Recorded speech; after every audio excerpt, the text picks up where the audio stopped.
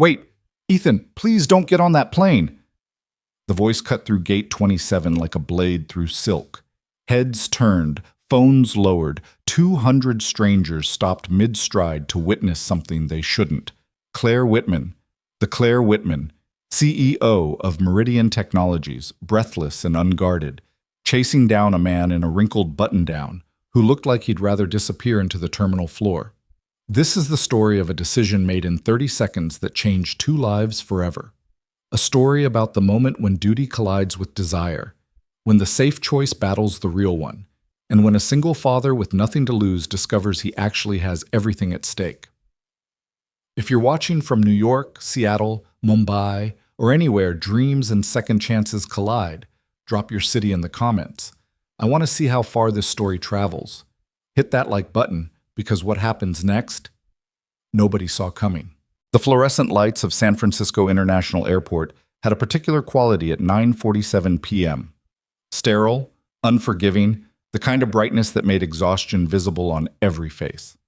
Ethan Parker stood in the boarding line for Flight 2847 to Austin, his carry-on bag pulling at his shoulder like an anchor, his phone clutched in his hand, displaying a text from his daughter that he'd read 17 times. Dad, when are you home?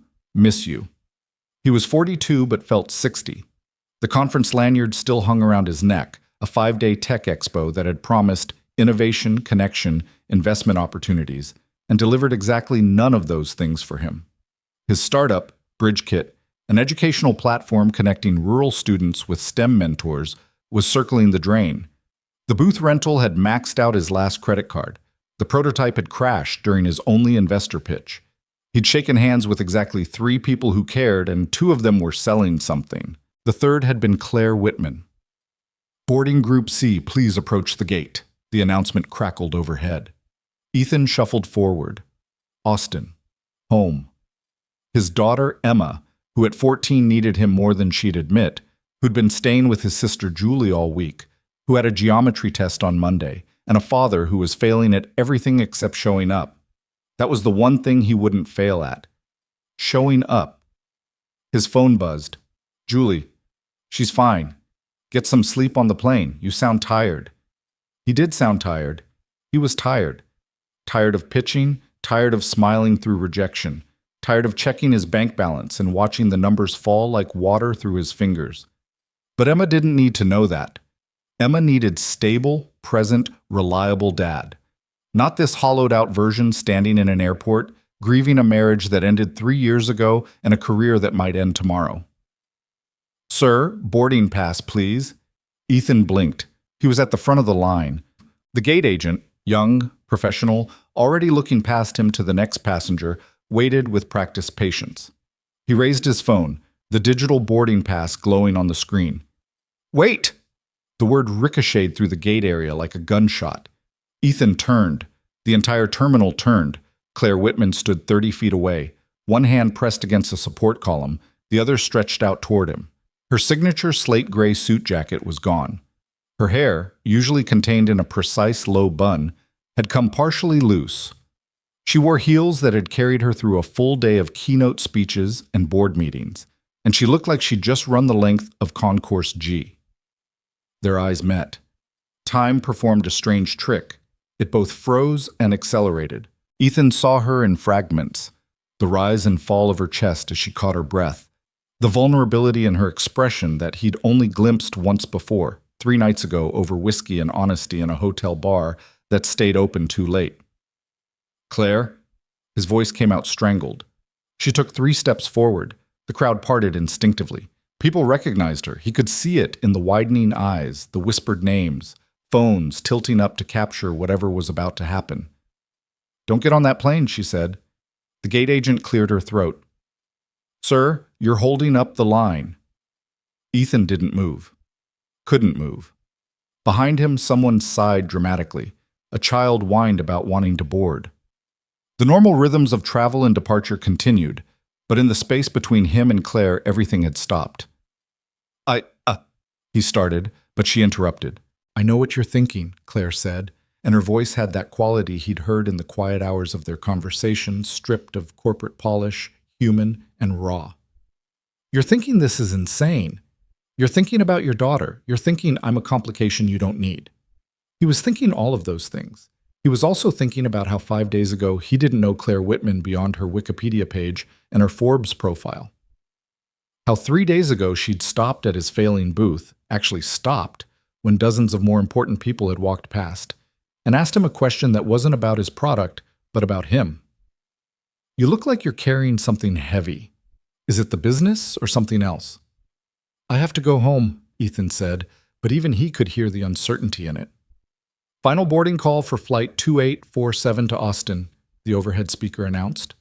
Claire took another step closer. She was close enough now that he could see the barely contained emotion in her eyes, the war between her instinct for control and the chaos of what she was doing. I came here tonight to tell you something, she said, something I should have said 2 nights ago when we were honest about everything else.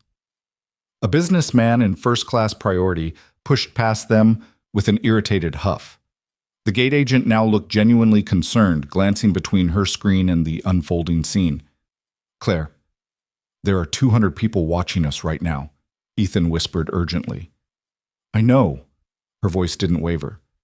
I've spent 20 years building a company where image is everything, where control is everything. And right now I'm choosing to lose both because in 5 days you've made me feel something I thought I'd forgotten how to feel. Ethan's heart hammered against his ribs. This wasn't happening. This was the plot of a movie, not his life. His life was budgets and parent-teacher conferences and investor rejections. His life was safe, managed, predictable. I can't, he began. Stay, Claire said, and the word carried the weight of every conversation they'd had. Every moment over the past 5 days when something had shifted between them, when mentor and mentee had dissolved into something more complicated and more real. Stay one more night. Let me explain. She paused, and for the first time since she'd appeared, her composure cracked. Let me try to be honest about what I want, just once, without a strategy or an exit plan. Sir? The gate agent's voice had moved from patient to firm. I need you to board or step aside. Ethan looked at his phone. Emma's text still glowed on the screen. Miss you. He looked at the open jet bridge, at the plane that would take him back to safety, to the life he knew, to the daughter who needed him. He looked at Claire, standing in the middle of an airport terminal, exposed and asking for something she clearly never asked for. 5 days earlier. The Moscone Center had the energy of a carnival on opening day. 12,000 tech professionals, 300 exhibitors, the electric hum of ambition and innovation filling every square foot. Ethan had arrived at 6 a.m. to set up his booth in the startup pavilion, that vast purgatory where companies with dreams bigger than their funding tried to catch the attention of anyone who mattered. His booth was modest. Budget modest. A 6-foot table with a banner he'd designed himself, a laptop running the BridgeKit demo on loop, and 500 business cards he'd probably take home with him. Around him, better-funded startups had professional displays, hired models, VR demonstrations, branded giveaways. He had passion and a prototype that worked 60% of the time. Your BridgeKit, right? A young woman in a Microsoft badge stopped, looked at his banner. The education thing? Educational equity platform, Ethan corrected, launching into his pitch with as much energy as he could manufacture on 4 hours of sleep. We connect students in underserved rural areas with STEM mentors through an adaptive learning interface that... Cool, she said, already walking away. Good luck with that. 3 hours in, he'd had 47 variations of that exact conversation. By noon, his laptop had frozen mid-demo twice. The couple from the booth next to him had packed up early after landing a meeting with Sequoia, and Ethan was beginning to wonder why he'd maxed out a credit card to be professionally ignored in San Francisco when he could be professionally ignored via email in Austin for free. He was rebooting the laptop for the 3rd time when he heard the shift. The noise around him changed, conversations lowered. The ambient buzz focused into whispers and turned heads. Ethan looked up to see a small entourage moving through the startup pavilion, 2 assistants, a security guard, and at the center, moving with the kind of purposeful grace that suggested she was very aware people were watching and very accustomed to it, was Claire Whitman. Ethan knew who she was. Everyone in tech knew who she was. Meridian Technologies had revolutionized cloud infrastructure. Claire had built it from a garage startup to a publicly traded giant in 15 years. She gave TED Talks. She sat on presidential advisory boards. She definitely didn't spend time in the startup pavilion talking to people like him. She was going to walk right past. That was fine. That was expected. She stopped, directly in front of his booth. "Bridge Kit," she read from his banner, and her voice had a clarity that cut through the ambient noise. Educational equity through connected learning. Ethan's brain short-circuited for approximately 3 seconds before his mouth remembered how to work. "Yes, we're building a platform that—" "I know what you're building," Claire interrupted, but not unkindly. "I read your abstract in the conference program. Rural students, STEM mentorship, closing the opportunity gap." She looked at him directly, and her eyes were sharp and evaluating. "That's the mission statement version. Tell me the real version." "The real version." Ethan hesitated. His real version wasn't polished. It wasn't investor-friendly. "My wife," he started, then corrected himself. "My late wife was a teacher in a small town in Texas. She saw brilliant kids with no access to advanced coursework, no pipeline to opportunities. She used to say talent is universal, but access isn't." He met Claire's gaze. "She died 3 years ago. Car accident. This platform it's the promise I made to her, that I'd try to fix the thing that broke her heart every semester." The noise around them had faded. Claire's assistants had stopped their subtle hovering.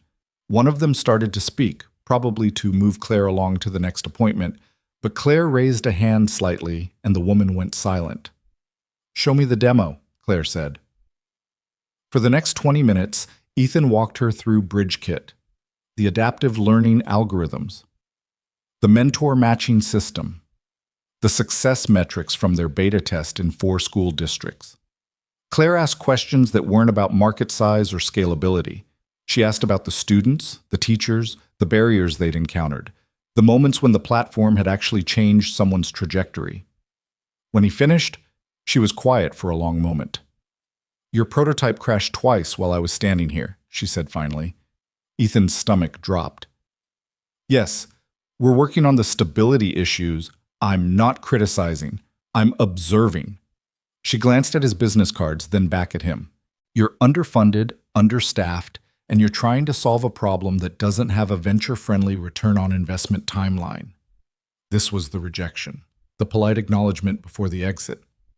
"You're also solving something that actually matters," Claire continued, "which is rarer than you'd think in this building." She looked at him with an expression he couldn't quite read. "What's your name?" "Ethan. Ethan Parker." "Ethan." She pulled a business card from her jacket pocket. Actual paper, minimalist design, just her name and a direct email. "Send me your pitch deck, not the one for investors, the real one, the one that explains what you're actually trying to build and why." She handed him the card. "I don't usually do this," she said, and there was something in her tone that suggested she was speaking to herself as much as to him. "But your wife was right. Talent is universal. Access isn't. Maybe it's time some of us with access started paying attention." Then she was gone, her entourage reforming around her, the crowd parting and closing like water. Ethan stood holding her business card, aware that approximately 50 people in the immediate vicinity were staring at him with open envy. His laptop chose that moment to crash again. He laughed. Actually laughed. Because what else could you do when Claire Whitman gave you her direct contact and your technology decided to prove her criticism valid? He didn't expect to hear from her again. He sent the pitch deck anyway, that night from his hotel room, because Emma had taught him that you miss 100% of the shots you don't take. She'd learned that from soccer. He'd learned it from watching her refuse to give up on things that mattered. Claire responded in 17 minutes. "This is what I thought. You're trying to solve something real. Let's talk tomorrow. Are you free for coffee at 7 a.m.? Coffee became breakfast, became a 3-hour conversation that ranged from educational theory to the ethics of tech disruption to the impossibility of work-life balance when work was building something from nothing. Claire was nothing like her public image suggested, or rather, she was exactly like it, brilliant, focused, precise. But there were cracks in the armor where something more human showed through. She talked about Meridian's early days, the 100-hour weeks, the relationships that didn't survive her ambition. She talked about being 48 and wondering if she'd traded too much for success. I don't have children, she said at one point, and there was something in the way she said it, not regret exactly, but a door left unopened. I told myself it was a choice, career or family. I chose career. She looked at him. You're trying to do both. I'm failing at both, Ethan said honestly. You showed up here. You built something while raising a daughter alone. That's not failure. My bank account disagrees. She smiled at that, a real smile that transformed her face. Money is solvable. Heart isn't. You can't buy what you're building into this platform. They talked about Emma. Ethan found himself describing his daughter with the kind of detail he usually reserved for close friends. How she'd inherited her mother's stubbornness and his anxiety. How she was navigating 8th grade with braces and attitude and a tendency to shut him out when she needed him most. How he was constantly terrified of getting it wrong, of being too present or not present enough, of letting his grief or his stress leak into her childhood. She's lucky to have you, Claire said. She'd be luckier to have her mom. Claire didn't offer platitudes. She just nodded, and in that nod was an acknowledgement that some losses don't get fixed or filled. The second day, she invited him to sit in on one of her panel discussions. Consider it educational, see how the fundraising game really works from the inside. He watched her command a stage, field questions from moderators and audience members with the kind of presence that came from decades of practice and natural authority. Afterward, over lunch that turned into dinner, she asked about his marriage. Sarah was the steady one, Ethan said, surprised at how easily the words came. I was the dreamer. She kept me grounded. When she died, I realized how much of my stability was actually her stability. He pushed food around his plate. I spent a year just trying to not fall apart in front of Emma. The startup was a way to have something that was forward-looking, something that wasn't grief. Is it working? Some days. Today, actually, yes. Today is working. Claire studied him across the table, and he had the strange sensation of being truly seen, not evaluated as a business prospect or measured against some criteria, but just seen. Can I tell you something? She asked. Of course. I came to that startup pavilion yesterday for exactly 90 seconds. Photo op, show support for emerging companies, then on to the actual business of the conference. She set down her fork. I stopped at your booth because you looked like I felt. Tired. Determined. Like you were there because you'd promised someone you'd be there, even though everything in you wanted to be somewhere else. Ethan felt something shift in his chest.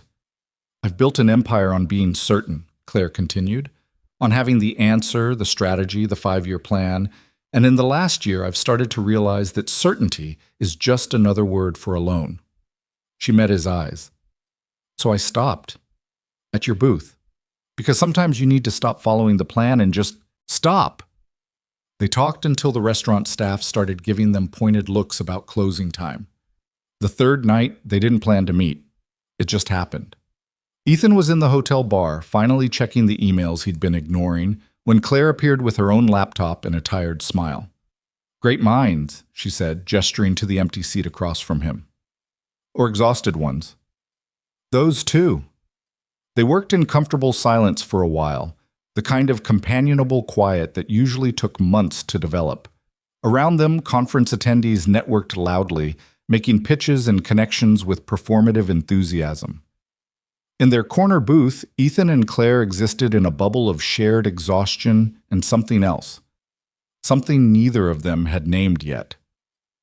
I'm supposed to fly out Friday night, Ethan said, eventually, breaking the silence. Back to Austin, back to reality. Reality is overrated, Claire said, not looking up from her screen. Reality is where my daughter is. Then I amend my statement. That version of reality is extremely rated. She closed her laptop. Tell me about her. What does Emma want to be when she grows up? This week, marine biologist. Last month it was lawyer. Before that, forensic anthropologist. Ethan smiled despite himself. She watches a lot of crime shows. Smart kid. Too smart. She sees through all my attempts to pretend everything's fine. Maybe you should stop pretending. The bartender brought them whiskey they didn't order. Claire had apparently established herself as a regular over the past 3 days. She raised her glass. To reality, she said, and to the moments we steal from it. They clinked glasses.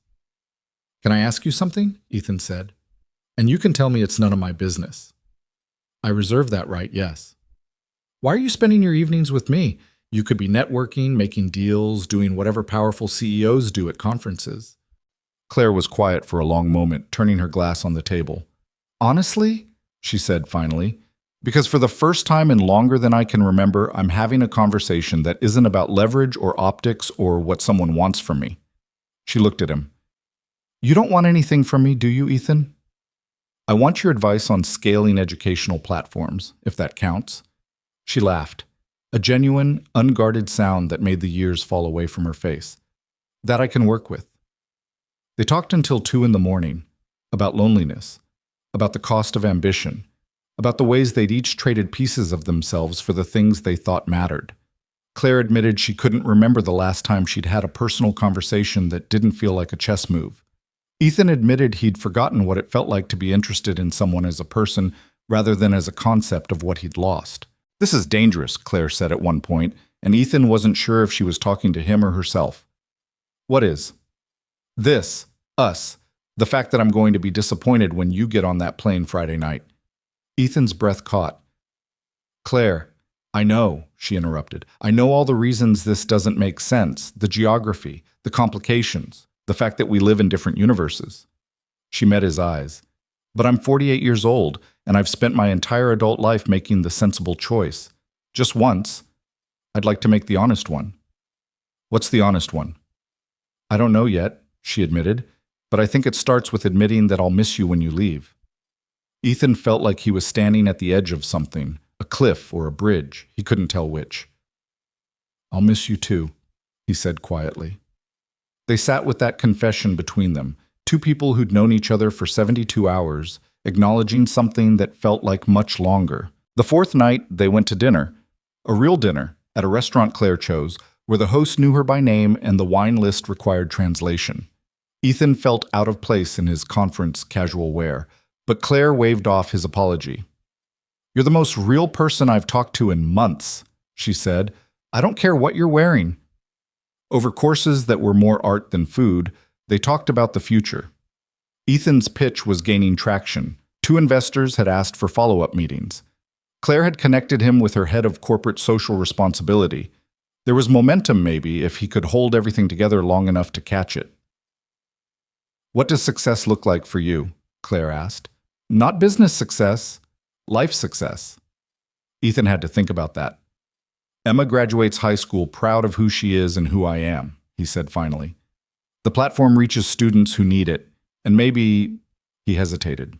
Maybe I figure out how to be something other than Emma's dad and Sarah's widower. Maybe I remember how to just be Ethan.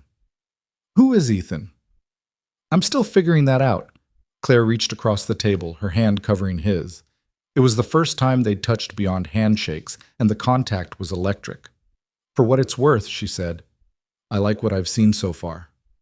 They walked back to the hotel slowly, stretching out the evening, neither wanting it to end. San Francisco glittered around them, the city alive with its own rhythms and stories. Tomorrow's my last day, Ethan said as they reached the lobby. I know. I fly out at 10 p.m. I know that too. They stood in the soft light of the hotel entrance, 2 people who'd found something unexpected and were now facing its expiration date.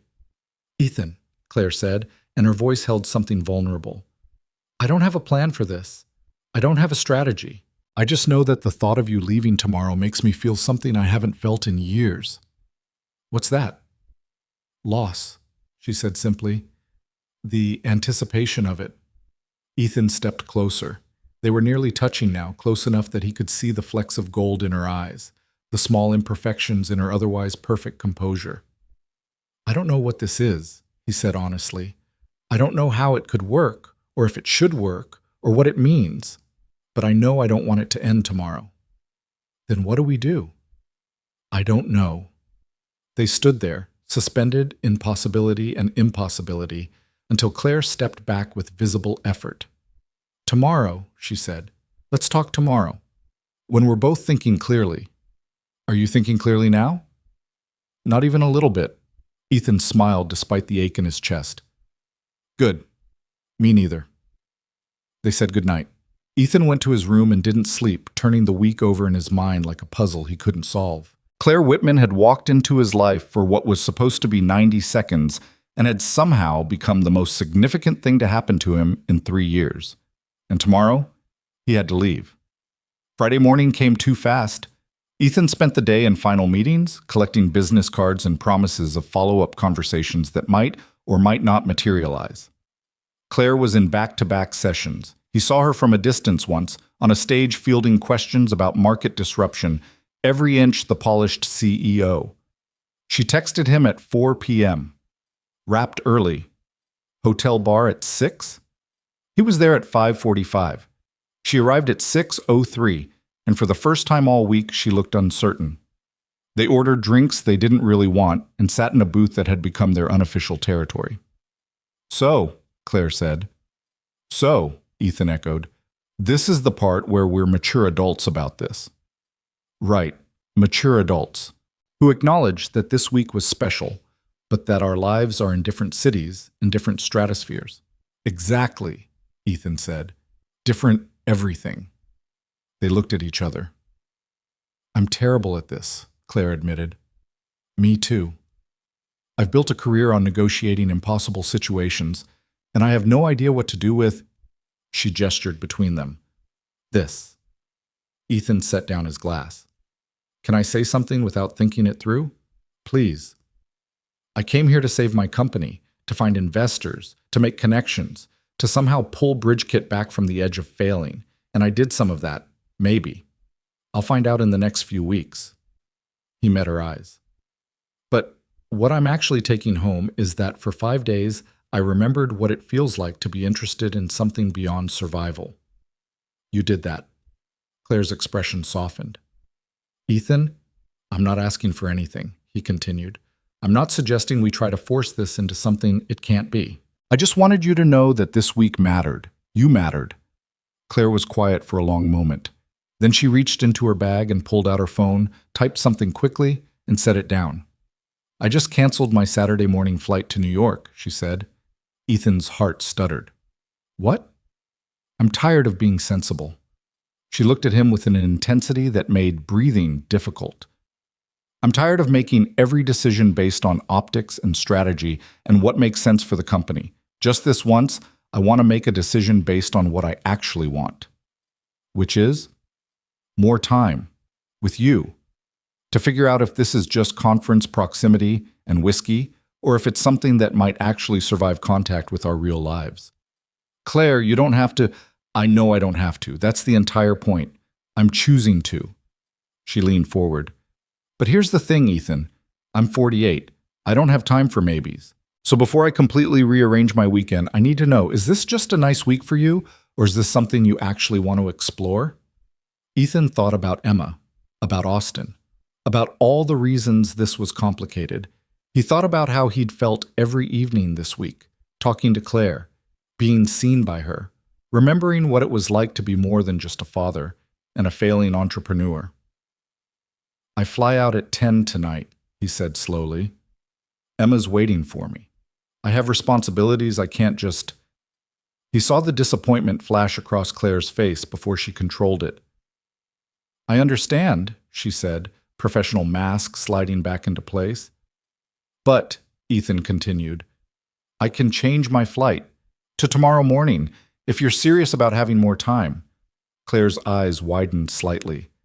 "What about your daughter?" "She's with my sister. One more night won't—" He pulled out his phone. "Let me call. Let me talk to Emma. If she's okay with it, if she understands, then yes. I want to explore this. I want to know if this survives past the hotel bar.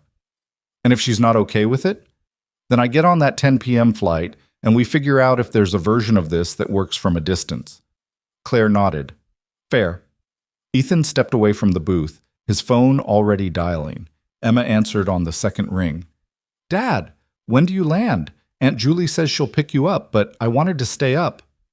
The sound of her voice, eager, young, trusting, hit him in the chest. "Hey, sweetheart, I need to talk to you about something." "What's wrong? Did something happen?" "Nothing's wrong, but I might need to stay one more night. Come home tomorrow morning instead of tonight." There was a pause. He could practically hear her processing this, weighing it against her internal disappointment with Dad's scale. Is it for work? She asked. Not exactly. It's complicated. Dad, I'm 14. I understand complicated. Ethan smiled despite his nerves. I met someone this week. A friend. Someone I'd like to spend a little more time with before I leave. Another pause, longer this time. Like a friend? Or like a friend? I honestly don't know yet, Em. That's what I'm trying to figure out. Is she nice? He looked across the bar at Claire, who was studying her phone with intense focus that he suspected was fake. Yeah, she's really nice. She's also really smart, and she's given me some great advice about bridge kit. So she's not just nice looking? Emma, I'm just saying, Dad. You're not exactly the world's greatest judge of when people are being nice to you versus hitting on you. Where did his daughter learn to talk like this? Probably from him. He'd never been able to lie to her successfully. Honestly, I think it might be both, but I won't know unless I stay and have an actual conversation that's not in the middle of a conference. He heard Emma take a breath. Then, Dad, when's the last time you did something just because you wanted to? Not for me, not for Bridge Kit, not because you thought you should, just because you wanted to? The question knocked the air out of him. I don't know, he admitted. Then stay, Emma said, and her voice had that matter-of-fact quality that was pure Sarah, stating the obvious like it was simple. Come home tomorrow. Tell me about her. And Dad? Yeah? Don't screw it up. He laughed, a sound that was half relief, half disbelief.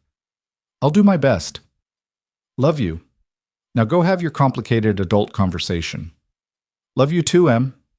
He hung up and walked back to the booth where Claire had abandoned all pretense of looking at her phone and was instead watching him with barely concealed hope. So? She asked. My daughter just gave me permission to stay out late, Ethan said, sitting down.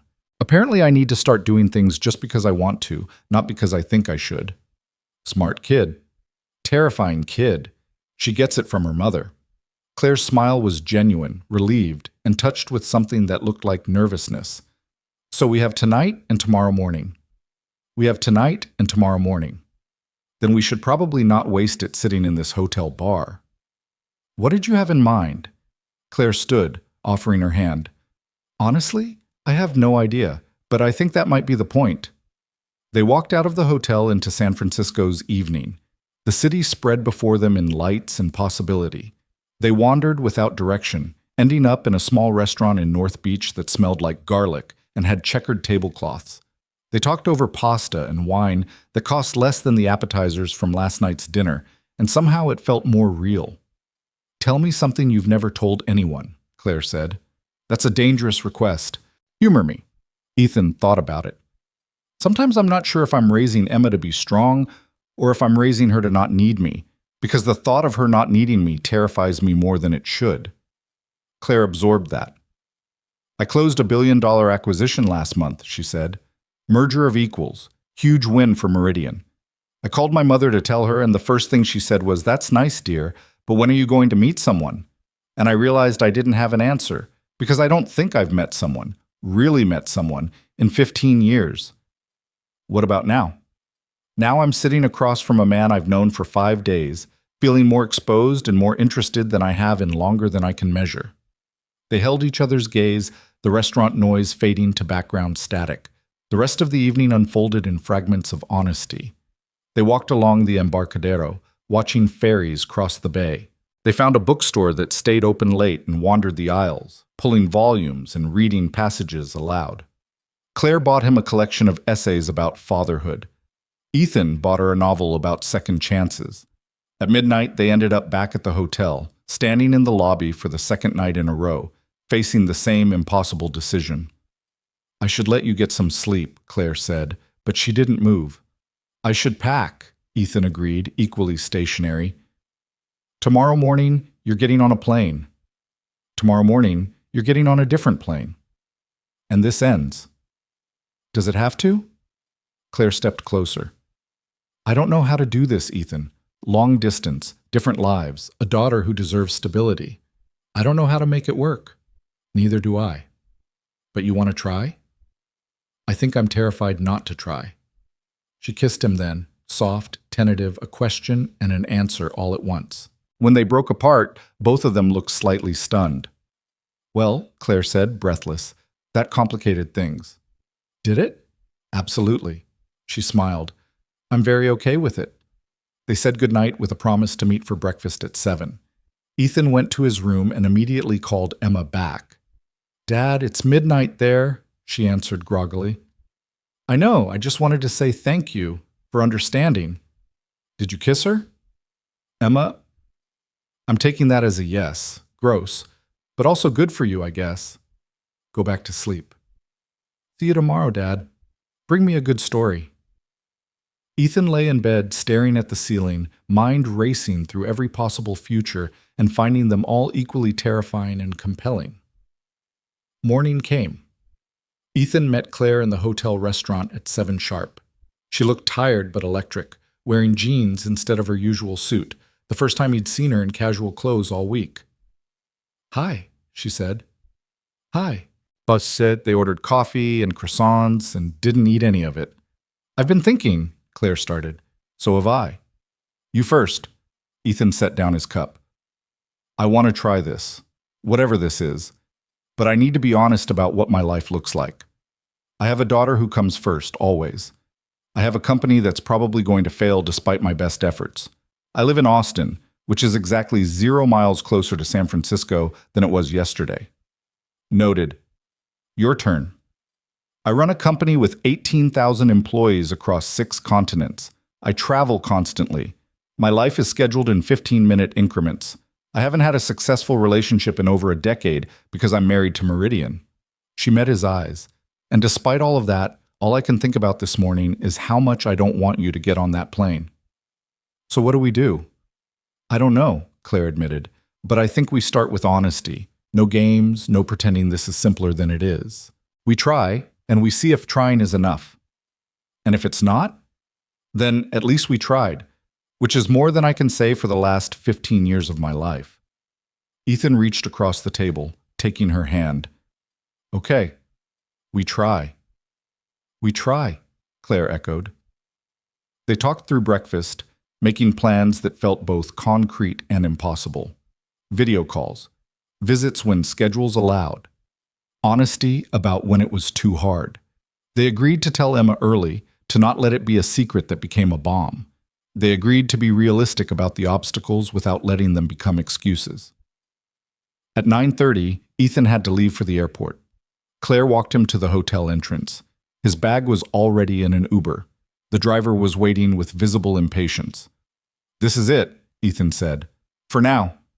I'll call you when I land. I'll be in meetings, but I'll answer. They hugged, long enough that the Uber driver checked his watch twice, and Ethan forced himself to let go. He got in the car. The driver pulled away from the curb. Ethan watched Claire in the side mirror until they turned a corner and she disappeared. He made it 3 blocks before pulling out his phone and starting a text. This already feels wrong. Her response came immediately. What does? Leaving, being in a car heading away from you. 3 dots appeared, disappeared, appeared again. Then don't. Ethan stared at the message. The Uber was on the highway now, heading toward SFO. His flight left in 90 minutes. Emma was expecting him home for dinner. He thought about the conversation they'd had at breakfast, about trying, about not letting fear make the decisions. He thought about Claire standing in the hotel entrance, watching him leave, both of them pretending they were okay with this. Sir? The driver's voice interrupted his spiral. We're making good time. Which terminal? Ethan looked at his phone, at Claire's message. Then don't. He made a decision that was either the bravest or the stupidest thing he'd done since Sarah died. Actually, he said, can you turn around? The driver looked at him in the rearview mirror. You serious? Yeah, I'm serious. Take me back to the hotel. You're going to miss your flight. I know. The driver shrugged with the philosophical acceptance of someone who'd seen everything. Your money, man. Ethan called Emma while the Uber executed an illegal U-turn that probably violated several traffic laws. Dad, aren't you supposed to be on a plane? Change of plans, Em. I'm going back. Back where? To the hotel. To Claire. I know we talked about me coming home this morning, but I'm not ready to leave yet. Is that okay? Can you give me one more day? Emma was quiet.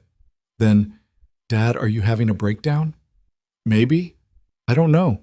I just know that getting in that car felt like the wrong choice, and I've spent 3 years making the safe choice, and just this once, I want to make the right one.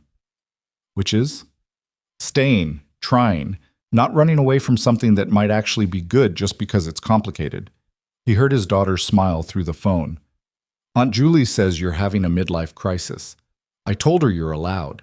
Go back to your hotel. I'll see you tomorrow. I love you so much. Love you too, Dad. Now go get her before she thinks you're weird. The Uber pulled up to the hotel 37 minutes after leaving it. Ethan jumped out, tipped the driver extravagantly for the chaos, and ran into the lobby. Claire wasn't there. He checked the restaurant. Empty. The bar. Too early. He pulled out his phone to call her and realized he didn't know her room number. He was standing in the middle of the lobby, phone in hand, trying to figure out his next move when he heard his name. Not Claire's voice. The announcement system. Ethan Parker, please meet your party at the front desk. Ethan Parker to the front desk. He sprinted across the lobby. The clerk, different from this morning, young and trying to look professional, handed him a key card. Ms. Whitman asked me to give you this if you showed up, she said with a knowing smile. Room 2847. Ethan took the key, his heart hammering. The elevator ride to the 28th floor lasted 1,000 years. He found room 2847 at the end of the hall, raised his hand to knock. The door opened before his knuckles connected with wood. Claire stood there, still in her jeans, eyes red like maybe she'd been crying, or maybe was about to. You came back, she said. I got 3 blocks and realized I'd made a terrible mistake. Getting in the car? Leaving you. She pulled him inside, the door closing behind them, and they stood in the entryway of her hotel suite, 10 times nicer than his room had been, just looking at each other. I have a flight at 10 p.m., Ethan said. Couldn't change it again without paying a fortune. But I have, he checked his phone, 11 hours. Then we better not waste them. They didn't. They talked, walked through the city, ate lunch at a food truck, argued playfully about the best Star Trek captain, made plans and contingency plans and backup contingency plans, took turns being terrified and being brave. At 9 p.m., standing in the same hotel lobby where this had started, Claire said, This time when you leave, it's not ending. You know that, right? I know. Call me when you land. I will. And Ethan? Yeah? Thank you for coming back, for not letting fear win. He kissed her, slower this time, less desperate, more certain. Then he got in an Uber for the second time that day, and this time he let it take him to the airport. He boarded flight 2847 to Austin with his phone full of texts from Claire, his carry-on holding 2 books they'd bought each other, and his chest holding something that felt dangerously like hope. The flight was uneventful. He landed in Austin at 4 a.m. local time. Emma and Julie were both asleep when he got home. He sent Claire a text. Home safe. Worth it. Her response came while he was brushing his teeth. All of it. Ethan fell asleep thinking about how 5 days could change everything, how a missed flight could lead to a found future, and how sometimes the bravest thing you could do was admit you wanted something more than safety. He woke up 12 hours later to Emma standing in his doorway with her arms crossed. So, she said, tell me everything. And because he'd promised himself after Sarah died that he'd always be honest with his daughter, he did. Emma sat cross-legged on his bed, her geometry textbook forgotten on the floor, her eyes fixed on her father with an intensity that reminded him painfully of Sarah. She had that same way of looking at you, like she could see through all the carefully constructed defenses straight to the truth underneath. Start with her name, Emma said, and don't leave anything out. Ethan leaned against the doorframe, exhausted from travel and emotion and the sheer weight of everything that had happened in the past 24 hours. Her name is Claire Whitman. She's a CEO. She stopped at my booth at the conference. I Googled her while you were asleep, Emma interrupted. She's like super famous. She was on the cover of Fortune magazine. She's worth like $500 million. You Googled her? Dad, please. You think I was going to let you come home talking about some mysterious woman without doing basic research? Emma tilted her head. So this billionaire CEO just randomly stopped at your booth? That seems suspicious. It wasn't random. She read about BridgeKit in the conference program. Still suspicious. But okay, she stops at your booth. Then what? So Ethan told her about the coffee that became breakfast, that became 3-hour conversations, about Claire's honesty about loneliness and ambition and the cost of success, about walking through San Francisco at midnight talking about everything and nothing, about the kiss in the hotel lobby that had surprised both of them. Emma listened without interrupting, her expression cycling through curiosity, concern, and something that looked almost like pride. And then you came back, she said when he finished. You got in the car, freaked out, and came back. I wouldn't say freaked out. Dad, you turned around an Uber on the highway. That's the definition of freaking out. But she was smiling. So what happens now? I don't know, Em. We're going to try. Long distance, video calls, visits when we can. She knows you're my priority. She knows my life is here. Does she want to move here? We haven't talked about that. It's too early for that kind of conversation. Emma picked at a loose thread on his comforter. Mom's been gone 3 years. The shift in topic felt like whiplash. I know. And in 3 years, you haven't been on a single date. You barely even talk to other adults, unless it's about me or BridgeKit. Emma, I'm not saying it's bad. I'm saying it's a lot. And maybe... She looked up at him, and her eyes were suspiciously bright. Maybe it's okay if you want something just for you. Ethan's throat tightened. He crossed the room and sat next to her on the bed. You know you're the most important thing in my life, right? That doesn't change because of Claire or anyone else. I know that, Dad, but I also know you've been like frozen since Mom died, going through the motions. And when you were telling me about Claire just now, you looked different, less frozen. How did you get so wise? I have excellent genes. She leaned her head against his shoulder. So when do I get to meet her? I have no idea. Soon, I hope, if this actually works. It'll work, Emma said with the absolute certainty of 14. Because you came back. People who come back are serious. That first week back in Austin was disorienting. Ethan fell back into the rhythms of parenthood and entrepreneurship, but everything felt slightly tilted, like the world had shifted a few degrees while he was in San Francisco and hadn't quite settled back into place. He and Claire talked every day.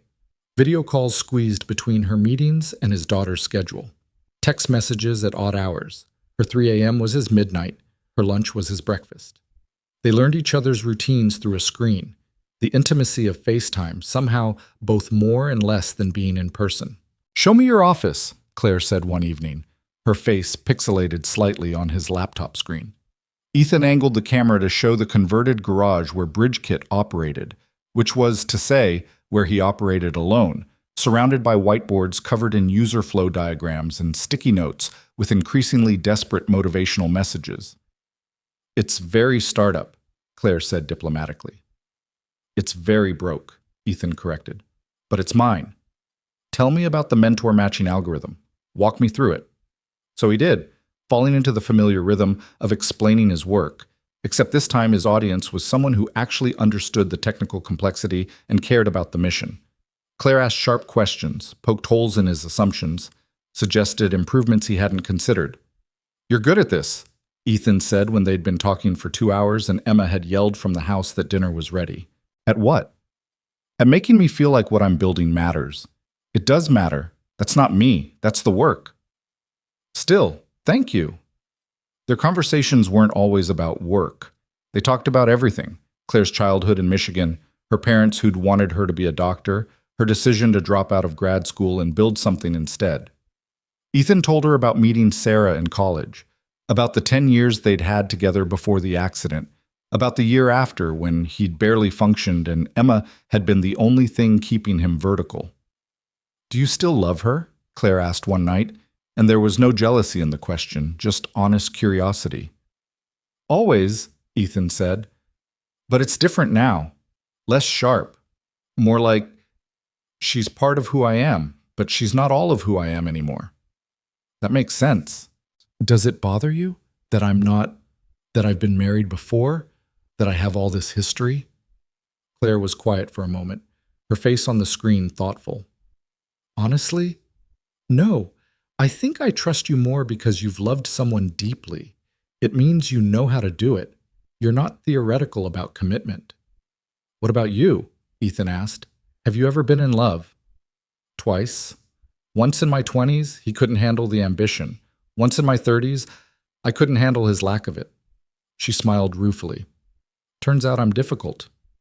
You're not difficult. You're particular. That's a kind way of saying the same thing. 3 weeks after San Francisco, Claire had a board meeting in Houston. She flew in on a Friday afternoon, rented a car, and drove 2.5 hours to Austin. Ethan met her at her hotel at 8 p.m., and the moment he saw her standing in the lobby, real, solid, not mediated by screens, something in his chest unclenched. "Hi," she said, and she looked as nervous as he felt. "Hi yourself." They stood there awkwardly for a moment, the ease of their phone conversations evaporating in the reality of being in the same physical space again. "This is weird, right?" Claire finally said. "It shouldn't be weird. We talk every day. But this is weird." "So weird," Ethan agreed, and they both laughed and the tension broke. They went to dinner at a Mexican restaurant Emma had recommended. Casual, loud, nothing like the places they'd eaten in San Francisco. Claire looked slightly out of place in her tailored slacks and silk blouse, but she ordered tacos with the same precision she probably applied to board meetings, and didn't flinch when the salsa turned out to be legitimately spicy. "Emma wants to meet you," Ethan said over the noise of the Friday night crowd. Claire's hand froze halfway to her water glass. "Really?" "She's been asking. I told her it was too soon, but she pointed out that we talk every day, and I smile at my phone like an idiot, so clearly something's happening." "And you're okay with that? Me meeting her?" "Terrified, actually, but yes." "What if she hates me?"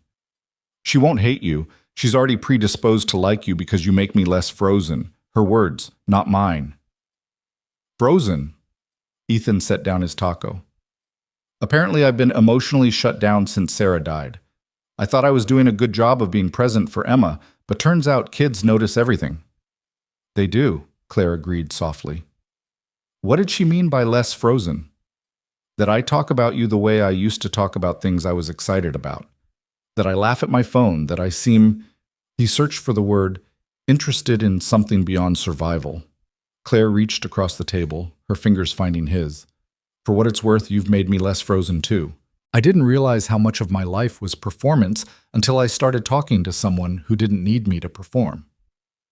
They finished dinner and walked along South Congress, the street alive with music and people and the chaotic energy of Austin on a Friday night. Claire seemed lighter here, away from the corporate armor, just a woman walking next to him pointing out vintage shops and asking questions about the city. "It's different from San Francisco," she observed. "Is that good or bad?" "Just different. More relaxed, less—" She waved her hand at the general atmosphere. "Aggressively innovative. We prefer creatively eccentric." "I can see that." They ended up back at her hotel around midnight. Standing in the parking lot, Ethan faced the same question he'd faced in San Francisco. When to say goodnight, how to navigate the space between wanting and appropriateness. "Emma's expecting me home," he said, not moving. "I know, but I don't want to leave yet. I don't want you to leave either." They stood there in the Texas heat, moths circling the parking lot lights above them, the hum of late-night traffic on I-35 in the distance. "Tomorrow," Claire said. "Bring Emma tomorrow. Let's do this properly. No more delaying." "You sure?" "Absolutely not. But let's do it anyway." Ethan drove home replaying the evening in his mind, his phone buzzing with a text from Claire before he'd even pulled into his driveway. "That was even better than FaceTime." "Much better," he replied. "Sleep well. See you tomorrow. Try not to panic. No promises on the panic part." Emma was still awake when he got home, ostensibly doing homework, but really waiting to interrogate him about the evening. "So?" she demanded the moment he walked through the door. "So we had tacos. We walked around. It was nice." "Dad, details." "She's coming over tomorrow. You'll get to meet her." Emma's eyes went wide. "Tomorrow? Here? To our house?" "That a problem?" I need to clean my room, and we need to clean the kitchen. And what are we going to do? Just like hang out? That's so weird. What do you even do when you're meeting your dad's girlfriend? First of all, she's not my girlfriend. We haven't defined, Dad, you literally turned around a car to go back to her. She's your girlfriend. Second, Ethan continued, ignoring the accuracy of that assessment, we're just going to spend time together. Be normal. Let you two get to know each other. Normal, Emma repeated skeptically. Right. Because there's nothing weird about meeting a billionaire CEO your dad is dating. She's not. Okay, you know what? Let's just see how tomorrow goes. Emma spent the next morning in a cleaning frenzy that would have made Marie Kondo proud. She reorganized the living room, hid the pile of shoes by the front door, and interrogated Ethan about Claire's dietary restrictions, favorite foods, and whether she was the kind of person who judges messy houses. She's not going to judge the house, Em. You don't know that. Rich people judge things. I've seen it in movies. She's not like that. Again, you don't know that. You've known her for like a month. Ethan couldn't argue with that logic, so he helped his daughter clean and tried not to think about all the ways this could go wrong. Claire arrived at 2 p.m. in jeans and a simple sweater, clearly having made an effort to not look intimidating. She carried a bag from a local bakery and looked about as nervous as Ethan had ever seen her. Emma opened the door before Ethan could, her hand already extended in a handshake that she'd clearly practiced. Hi, I'm Emma. It's nice to meet you, Ms. Whitman. Claire shook her hand solemnly. It's nice to meet you too, Emma. Please call me Claire. Miss Whitman makes me feel like I'm about to fire someone. Emma cracked a smile at that. Dad says you brought down a Fortune 500 company once. Emma, Ethan said sharply, but Claire laughed. It was a Fortune 100 company, actually, and they had it coming. They were engaged in some questionable labor practices. She looked at Emma with genuine interest. Your dad says you're interested in marine biology? This week, yeah. Last month it was law. I can't decide. Why not both? Environmental law is a growing field. Lots of overlap with marine conservation. Emma's eyes lit up. I didn't think about that. And just like that, they were talking. Claire and Emma fell into an easy conversation about career paths and school, and a documentary they'd both seen about coral reefs. Ethan hung back, watching his daughter and this woman he was falling for navigate each other with a grace that surprised him. They spent the afternoon in the backyard. Ethan grilled burgers while Claire and Emma played an increasingly competitive game of cornhole that involved trash talk and elaborate victory dances. At one point, Emma said something that made Claire laugh so hard she had to sit down, and Ethan felt something shift in his chest. This could work. Maybe. Possibly.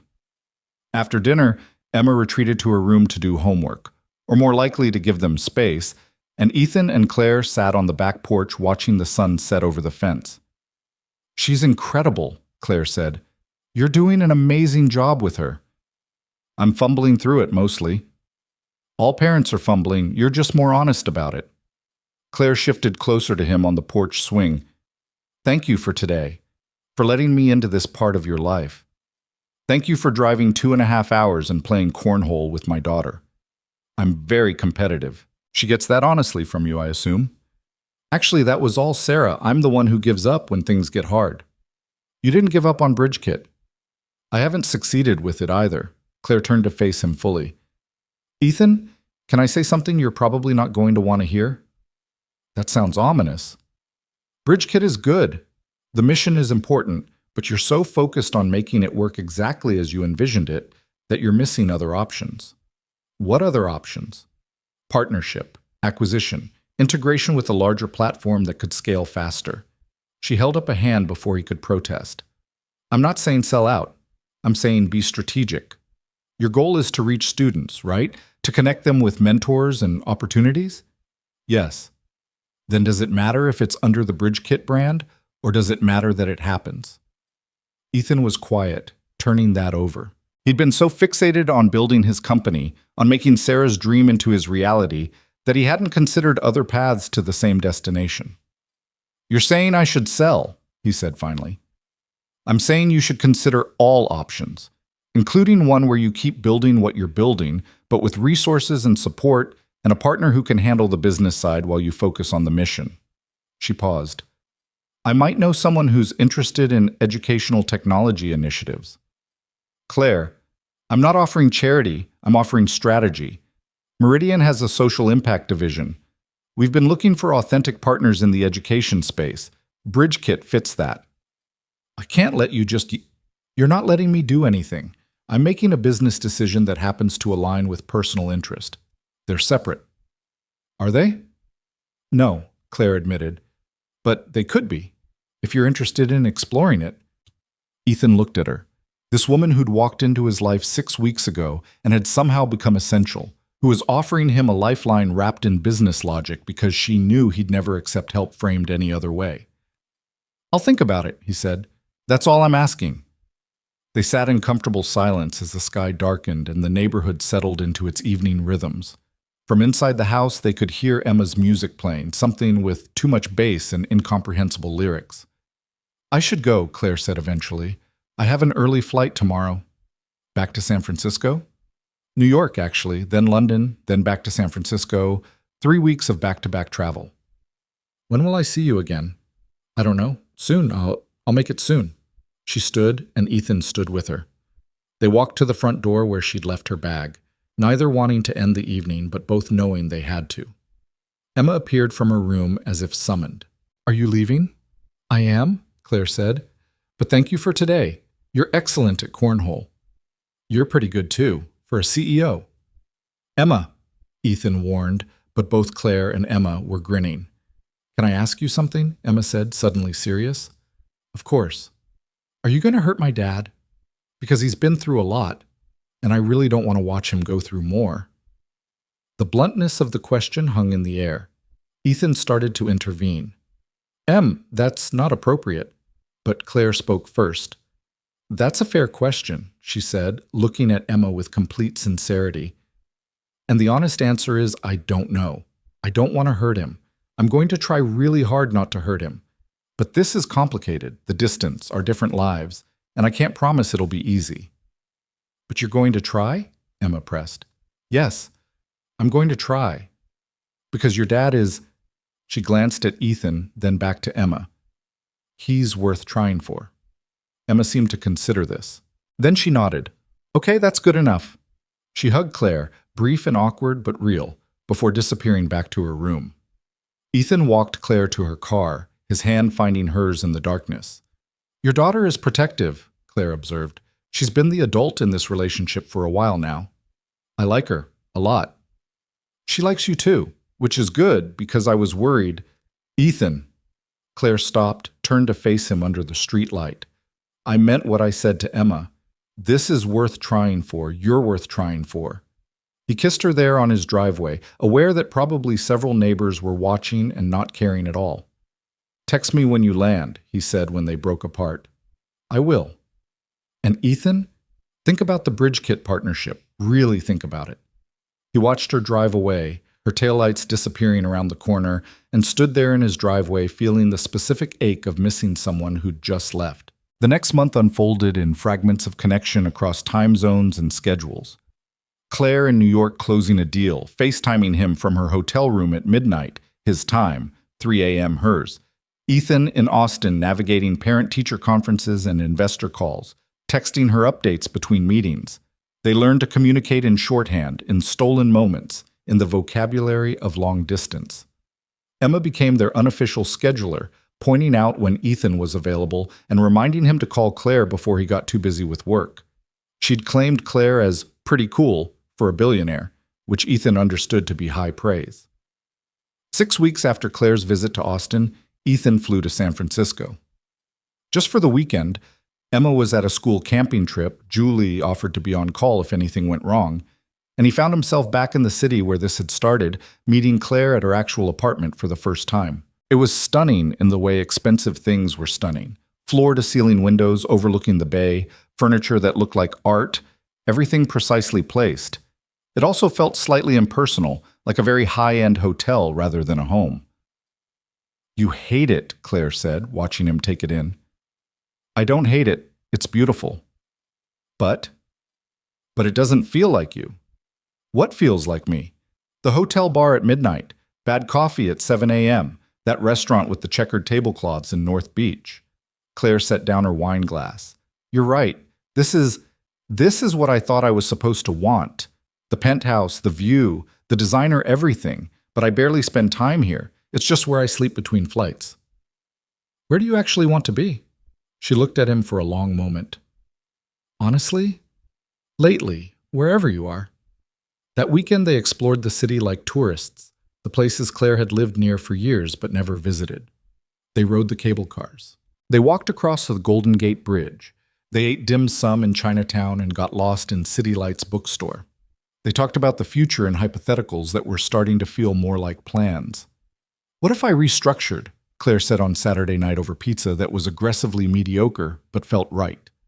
Made Meridian less dependent on me being physically present in San Francisco? Can you do that? I've built the company to run well without me micromanaging. I just haven't trusted it to, but maybe it's time. What would that look like? More remote work? A better executive team? Letting go of control? She smiled ruefully. Which is terrifying, but possibly necessary. Why? Because I'm 48 years old and I've spent my entire adult life building a company, and it's an incredible company, but it's not a life. She reached across the table. You and Emma, that's starting to feel like a life. Ethan's heart did something complicated in his chest. Claire, we've only been doing this for 2 months. I know, and I'm not suggesting we rush anything. I'm just saying, I see a future here. With you. And I want to start making choices that make that future possible. Sunday morning came too fast. Ethan's flight left at 2 p.m. They had breakfast at a cafe near her apartment, both pretending they weren't counting down the hours. This part doesn't get easier, Claire said, stirring her coffee without drinking it. The leaving? The wanting to stay. Emma called while they were paying the check, her face bright on the screen. Dad, we saw a bear at the campsite. An actual bear. It was so cool. That's terrifying, Em. That's nature. Hey, is Claire there? Ethan angled the phone so Claire was visible. Hi, Emma. Hi. Did you guys have fun? Did Dad embarrass himself? Only moderately, Claire said with a smile. How was camping? Muddy, and I think I have like 17 bug bites. But good. Tell Dad he needs to take me camping sometime. Your dad needs to take you camping sometime, Claire repeated dutifully. Thanks. Okay, I gotta go. We're packing up. See you tonight, Dad. Bye, Claire. She hung up before either of them could respond. She's something else, Claire said. She's claiming you. That's what that was. She only talks to people she likes on my phone. I'm honored. At the airport, they had the same conversation they'd had a dozen times now when they'd see each other again, how to manage the distance, whether this was sustainable. I hate this, Ethan said, and he meant it. I hate that we're good at saying goodbye now. We're not good at it. We just have practice. That's worse. Claire pulled him close, right there in the middle of the terminal, and kissed him like she didn't care who was watching. 3 weeks, she said when they broke apart. I'll come to Austin in 3 weeks. I'll block out 4 days, no meetings, just us. And Emma, obviously. Ethan boarded his flight feeling the familiar ache of separation, but also something new. Hope, maybe, that they were figuring this out, building something across the distance that might actually last. The plane took off, Austin waiting on the other end, and Ethan opened his laptop to finally look at the partnership proposal Claire had sent him the week before. Meridian's education initiative wanted to acquire BridgeKit, not to shut it down, but to scale it, to give it resources and reach while keeping Ethan on as director of the program. It was everything he'd wanted, the mission fulfilled. Sarah's dream realized, his daughter's stability secured. It required one thing, moving to San Francisco. He stared at the document, at the numbers that would change his life, at the opportunity that came with an impossible ask. 3 rows ahead, a baby was crying. The flight attendant was explaining beverage options with practiced cheer. Outside the window, the world looked small and distant. Ethan pulled out his phone and typed a message to Claire. We need to talk about the partnership, and about San Francisco, and about what we're actually doing here. Her response came before he could overthink it. Yes, we do. 3 weeks. We'll figure it out. He put his phone in airplane mode and closed his eyes, letting the white noise of the flight wash over him, trying not to think about the choice that was coming. Between the life he'd built in Austin and the future he was starting to want in San Francisco. Between safety and possibility. Between Emma's stability and his own happiness. The plane banked left, chasing the sunset toward Texas, and Ethan wondered if it was possible to choose both, or if that was just the kind of hope that led to harder falls. 3 weeks felt like 3 months. Ethan threw himself into work, revising the bridge kit code, meeting with the few investors who'd shown interest, and avoiding the real conversation he needed to have with Emma. The partnership proposal sat in his inbox like a ticking clock, the deadline for response creeping closer each day. Claire called every night, but their conversations had taken on a new weight. They talked around the elephant in the room, the move, the decision, the fact that everything they were building pointed toward a choice that neither of them had explicitly made yet. "How's Emma?" Claire asked on a Tuesday night, her face pixelated on his laptop screen. Behind her, Ethan could see her San Francisco apartment, the view of the bay dark with evening. "Good. She aced her geometry test. She's been accepted into the marine biology summer program at UT. That's wonderful. Did you tell her about—" "Not yet." Ethan ran his hand through his hair. "I don't know how to tell her. Hey, sweetheart, how would you feel about leaving the only home you've ever known? All your friends, your school, your aunt, everything familiar, so Dad can chase a relationship and a business opportunity in California? That'll go great." "You're catastrophizing." "I'm being realistic. She's 14, Claire. 14 is the worst possible age to uproot a kid. She's finally stable after losing her mom. Her grades are good. She has friends. She's happy. And you're miserable." The bluntness of it hit him in the chest. "I'm not miserable." "Ethan," Claire's voice softened. "You're exhausted. You're working yourself to death trying to keep Bridgekit alive on a shoestring budget. You barely sleep. You're stressed all the time. That's just startup life. It doesn't have to be. The Meridian Partnership solves all of that. Resources, team, salary, benefits. You'd actually be able to focus on building instead of surviving." "In San Francisco." 2,000 miles from Emma's entire support system. She'd build a new one. Kids are resilient. Kids are resilient until they're not. Ethan's voice came out sharper than he intended. "I can't risk breaking her, Claire. She's all I have left of Sarah. If I screw this up, you won't screw it up. And she's not just all you have left of Sarah. She's her own person. Give her more credit." They'd had variations of this conversation a dozen times over the past 3 weeks. It always ended the same way. Agreeing to discuss it more when Claire visited, promising not to make any rash decisions, saying goodnight with the tension unresolved hanging between them like smoke. Friday arrived with the kind of anxiety that made Ethan's chest tight. He picked Claire up from the airport at noon, and the moment he saw her walking through arrivals, something in him settled and spiked simultaneously.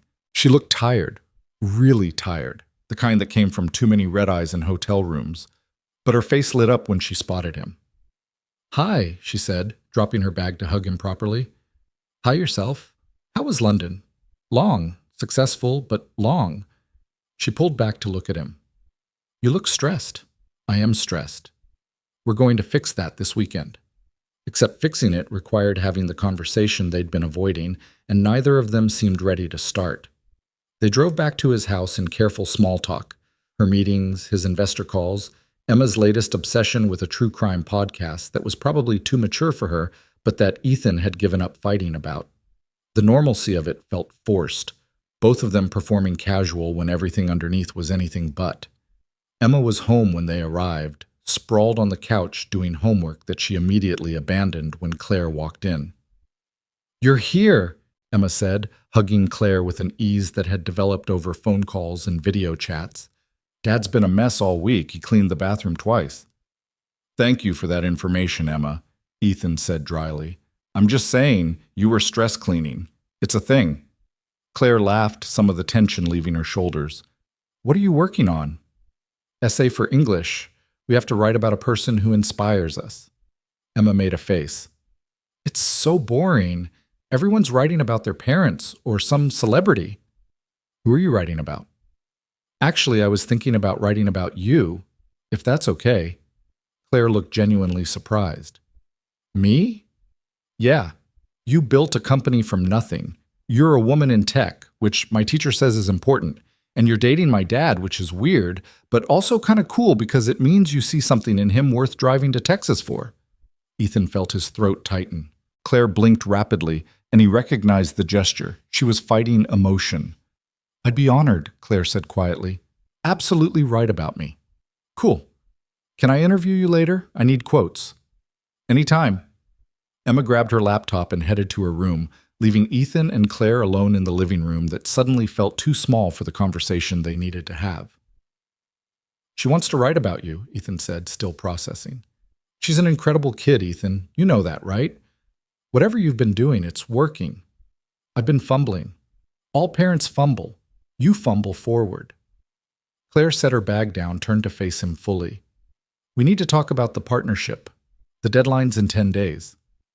I know. And we need to talk about what happens if you say yes. Logistics, timeline, Emma's school, all of it. I know that too. So why haven't we? Ethan sank onto the couch. Because the moment we have that conversation, everything becomes real. And I'm not sure I'm ready for it to be real. Claire sat next to him, close enough that their knees touched. What scares you most? Honestly. Failing Emma, making the wrong choice.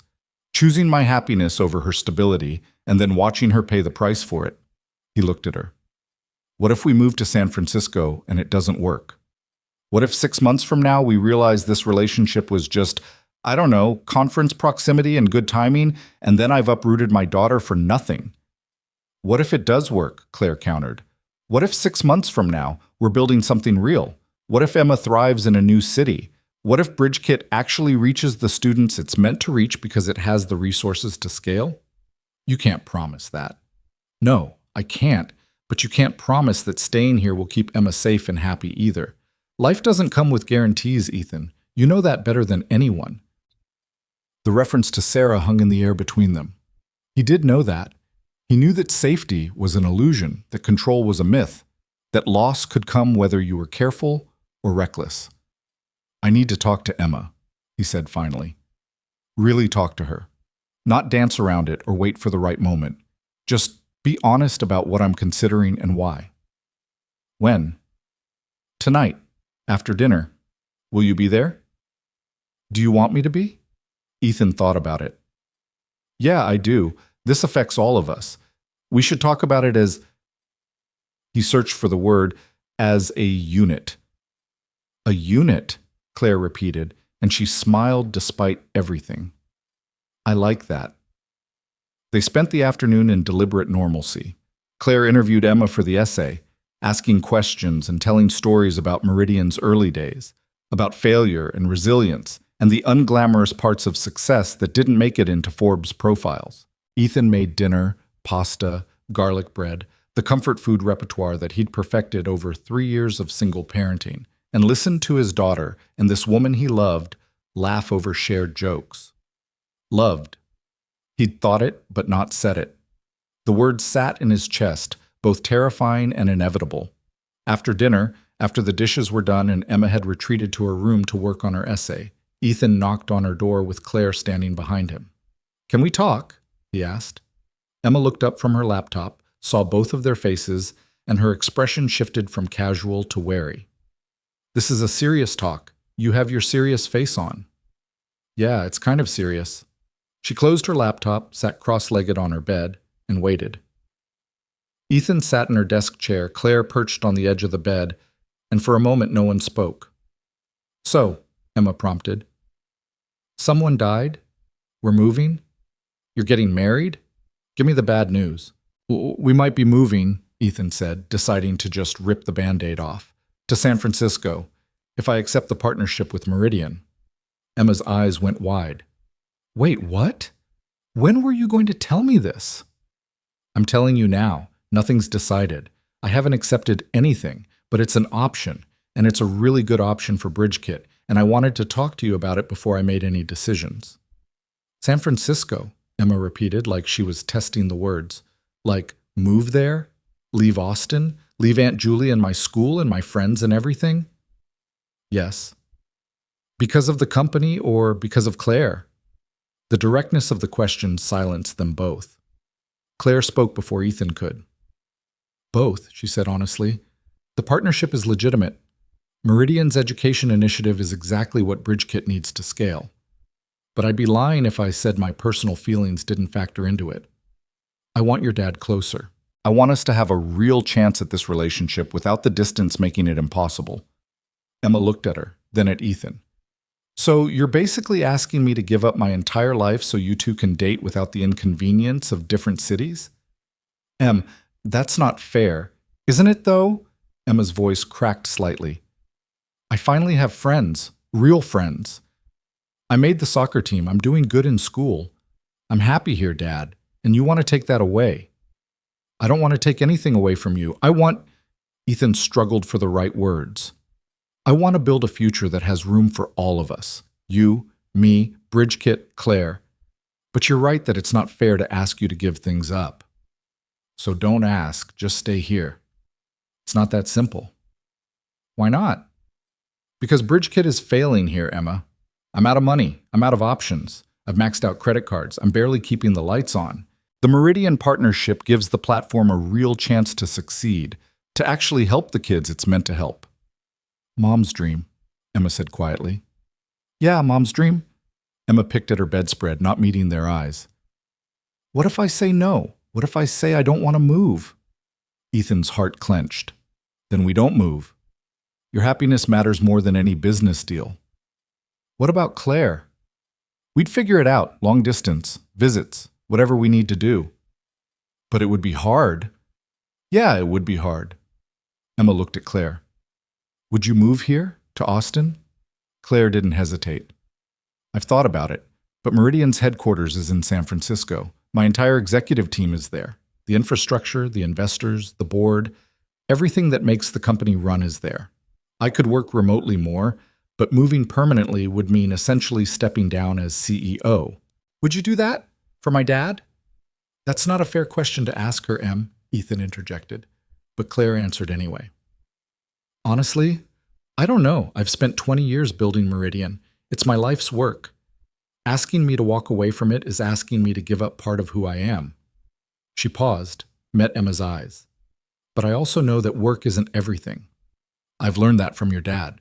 So maybe the question isn't whether I'd give up being CEO, but whether there's a version of my life where I can do both, lead the company and have a real relationship. I think there is, but it requires everyone being in the same place. San Francisco, Emma said. San Francisco, Claire confirmed. The room fell quiet. Ethan watched his daughter process, saw the thoughts moving behind her eyes, the calculation of what she'd lose versus what she might gain, the weight of being asked to make an adult decision at 14. Can I think about it? Emma asked finally. Like, actually think about it? Not just answer right now? Of course, Ethan said. Take all the time you need. And if I say no, you'll really turn it down? The partnership and everything? Yes? Even though it means Mom's dream doesn't happen? The manipulation in the question was subtle, but there, and Ethan recognized it for what it was, a 14-year-old trying to figure out where she fit in the constellation of his priorities. Mom's dream was to help kids who didn't have access to opportunities, Ethan said carefully. There are lots of ways to do that. BridgeKit is one way, but it's not the only way, and it's definitely not more important than your well-being. Emma nodded slowly. Okay, I need to think. They left her room, closing the door softly behind them, and stood in the hallway, not quite looking at each other. That went, Claire started. Terribly, Ethan finished. Yeah. I was going to say better than expected, but sure, terribly works too. They retreated to the back porch, the Texas evening warm and thick with humidity. Ethan collapsed onto the porch swing, and Claire sat next to him, close enough that he could feel her breathing. I'm sorry, she said after a long silence. This is my fault. I pushed the partnership. I pushed us. I didn't think about how much we were asking of her. It's not your fault. It's complicated. We're trying to merge 3 different lives into something cohesive, and one of those lives belongs to a 14-year-old who didn't ask for any of this. Do you regret it? Us? Ethan turned to look at her, saw the vulnerability in the question, the fear that she'd pushed too hard and broken something irreparable. No, I don't regret us. I just wish there was an answer that didn't require someone to sacrifice something. Maybe there isn't, Claire said quietly. Maybe that's just what choosing looks like. You pick what matters most and accept the cost. And if I can't figure out what matters most, then you're going to have to trust your gut and hope it's right. They sat there as the sky darkened, the ambient sounds of the neighborhood settling into evening routines around them. Somewhere down the street, kids were playing basketball. A dog barked. Normal life continuing while Ethan's entire future hung in uncertain balance. Emma didn't emerge from her room for the rest of the night.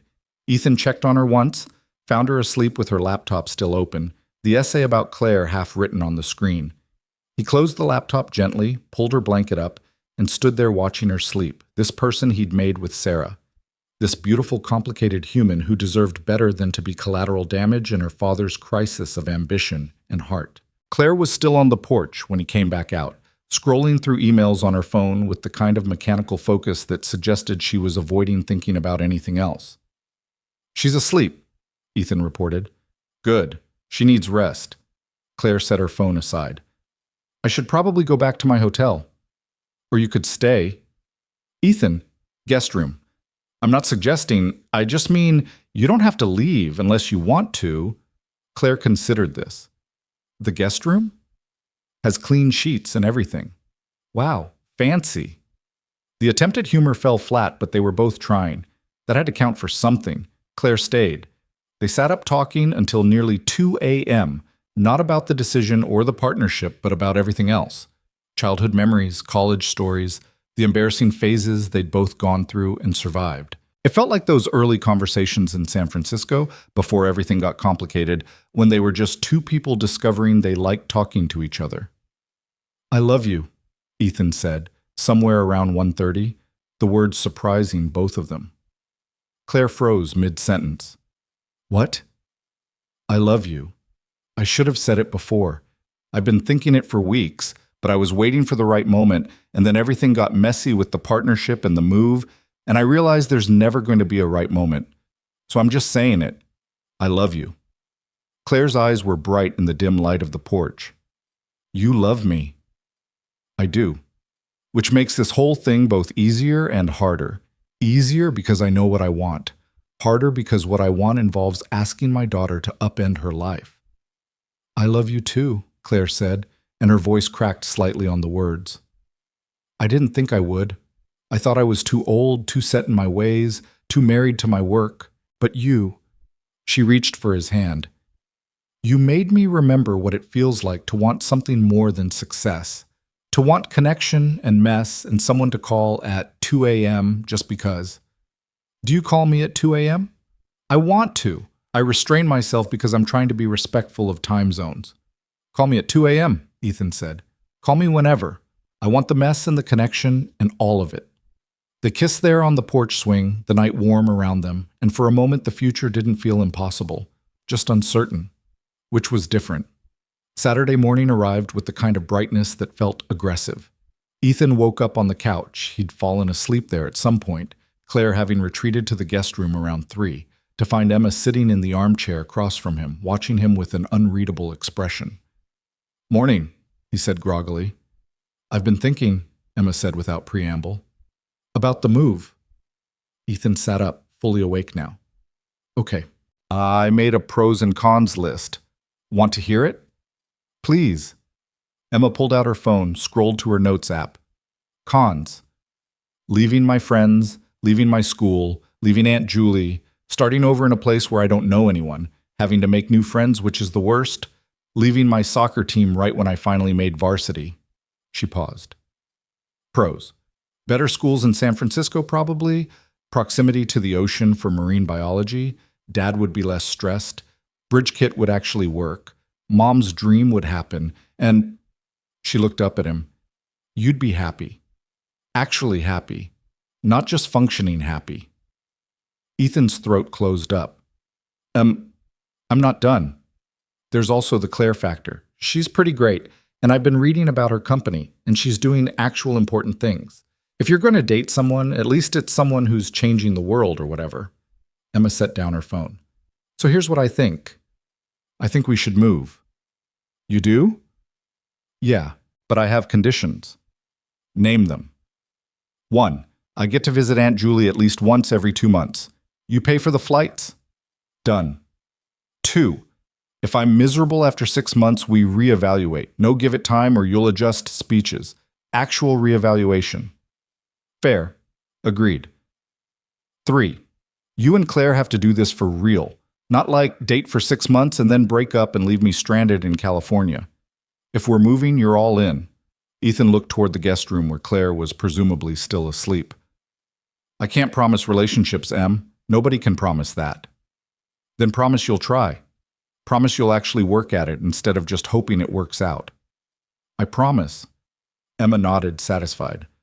Okay then, let's move to San Francisco. But if I end up hating it, I'm blaming you. Completely fair. She stood, started to walk away, then turned back. Dad, I know you think you're choosing between me and Claire, but you're not. You're choosing a future where maybe you get to have both. And I think... She paused, looked younger than 14 for a moment. I think Mom would want that for you, the both part. Then she was gone, disappearing into her room before Ethan could respond, leaving him sitting on the couch with tears running down his face and the weight of 3 years of grief and guilt finally starting to shift.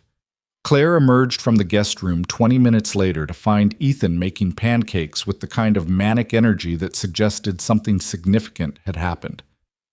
Good morning, she said cautiously. Everything okay? Emma said yes. Claire froze in the doorway. What? She made a pros and cons list. She has conditions. But she said yes. We can move to San Francisco. Ethan, are you sure? Did you pressure her? Did she feel like she had to say yes to make you happy? No, she... Ethan flipped a pancake with more force than necessary. She said she wants me to be actually happy. Not just functioning happy, and apparently I'm not actually happy here. Claire crossed the kitchen, took the spatula out of his hand, and looked at him directly. Are you? Happy here? I'm surviving here. There's a difference. And San Francisco? Would you be happy there? With you and Emma and Bridge Kit actually working? Yeah, I think I would be. Claire kissed him right there in the middle of the kitchen with pancakes burning on the stove and morning light streaming through the windows. Then let's do it. Let's actually do this. They told Emma over breakfast, officially, as a unit, making plans and setting timelines. Ethan would accept the partnership. They'd finish out Emma's school year in Austin, 3 more months, then move over the summer before she started high school. Claire would start restructuring her schedule, working remotely more, building a life that had room for more than just Meridian.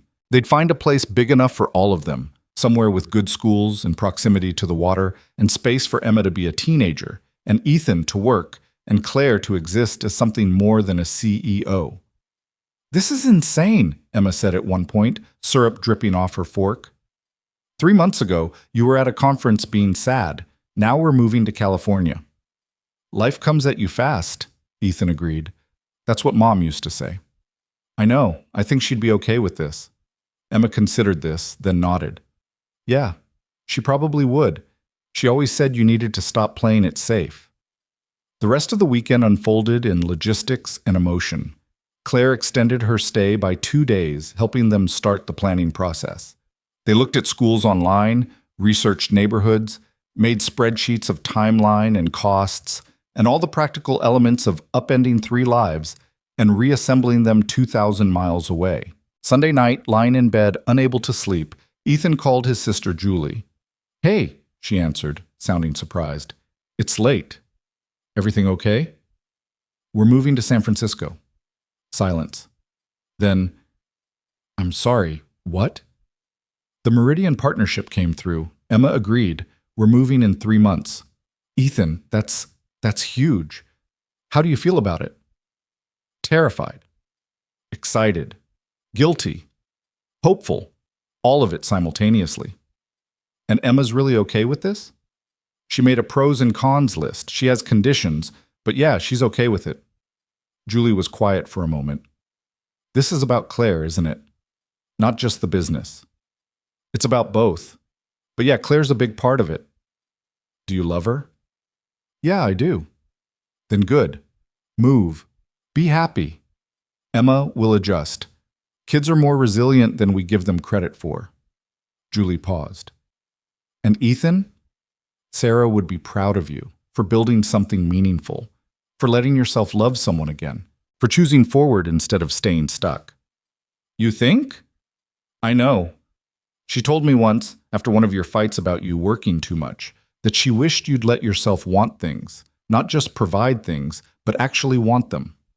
This is you wanting something. That's good. Ethan wiped his eyes with the back of his hand. I'm going to miss you. San Francisco isn't Mars. I'll visit. Emma will visit. You're not losing me. You're just relocating the family chaos to a different zip code. They talked for another hour, working through the details and the emotions, and when Ethan finally hung up, he felt lighter, like permission had been granted, not just by Emma, but by the memory of Sarah, by Julie, who represented the family he'd always known, by everyone who mattered. Monday morning, Claire's flight back to San Francisco left at noon. They stood in his driveway, again, always saying goodbye in driveways, with Emma watching from the porch with barely concealed interest. 3 months, Claire said. That's it. Then we don't have to do this anymore. The goodbyes, the distance, the separate lives, all of it. I'm going to hold you to that. Please do. They kissed under Emma's watchful gaze, both of them aware they were being evaluated and not particularly caring. I love you, Ethan said, still getting used to saying it out loud. I love you too. Call me tonight. Every night until you're sick of me. Not possible. Claire left. Ethan watched her car disappear, the same ritual, but this time with an endpoint in sight. 3 months, 90 days. Then they'd be in the same city, building something real, making the choice they'd been circling since that airport gate in San Francisco. Emma appeared at his elbow. You're doing the sappy stare thing again. I'm allowed to be sappy. I guess. Just try to keep it to a minimum once we move. I have a reputation to build. What reputation? Cool new kid from Texas? Has to offset having a dad who makes hard eyes at his girlfriend in public. Ethan laughed, pulled her into a side hug that she only partially resisted. Deal. I'll try to contain the hard eyes. Appreciated. They went inside together, father and daughter, to start the work of dismantling one life and preparing for another. Ethan sent the acceptance email to Meridian's legal team, the click of send, feeling both terrifying and inevitable. Then he opened his laptop and started researching San Francisco high schools, neighborhoods with good public transit, the practical details of the future they'd chosen. That night, on their video call, Claire looked different, less tired, more present. I talked to the board today, she said, told them I'm restructuring my role, more delegation, more remote work, more trust in the executive team. How'd they take it? Surprisingly well. Apparently they've been worried about burnout for years. They're relieved I'm finally addressing it. She smiled. Turns out admitting you can't do everything alone is good leadership. Who knew? Right? Claire shifted, her face filling the screen. Ethan, I've been thinking about where we'll live. I want your input. What matters to you? What does Emma need? What does this look like? They talked for 2 hours, building the future in words and plans and hope. A house, not an apartment. Somewhere with a yard where Emma could have space. Good schools, close to Meridian's offices, but not so close that Claire would never leave work. A neighborhood with character, with community, with the possibility of belonging. I can't believe this is actually happening, Ethan said at one point. Getting cold feet? No, just grateful, I think, that you stopped at my booth, that I came back to the hotel, that we were both brave enough to try this. Some things are worth being brave for, Claire said softly. You're worth being brave for. The next 3 months moved in fast forward. Ethan closed out his lease, sold furniture, packed up the life he'd built in Austin after Sarah died. Emma said goodbye to friends with the drama appropriate to 14, promising to text constantly and visit often and never forget them. Julie helped them pack, crying over baby photos and laughing over the sheer volume of stuff they'd accumulated in the house. BridgeKit officially became part of Meridian's education initiative. Ethan hired 2 developers, brought on an instructional designer, started building the team that would scale the platform beyond his lone garage operation. The first 10 school districts signed on. Students started connecting with mentors. Sarah's dreams started becoming real in ways he'd never managed alone. And through it all, Claire. Daily calls, weekend visits when she could manage them. The constant presence of someone who cared about the details, who asked about Emma's college application timeline, even though she was only a freshman, who wanted to know what Ethan had for lunch, not because it mattered, but because she wanted to know him completely. The last night in Austin, Ethan sat in the empty living room with Emma, eating takeout pizza off paper plates because they'd already packed all the dishes. "You okay?" he asked. "Yeah, sad, but okay. Is that normal?" "Completely normal. I'm gonna miss this house. Even though it's small and the AC doesn't work right, and there's that weird stain on the ceiling we never figured out." "Me too.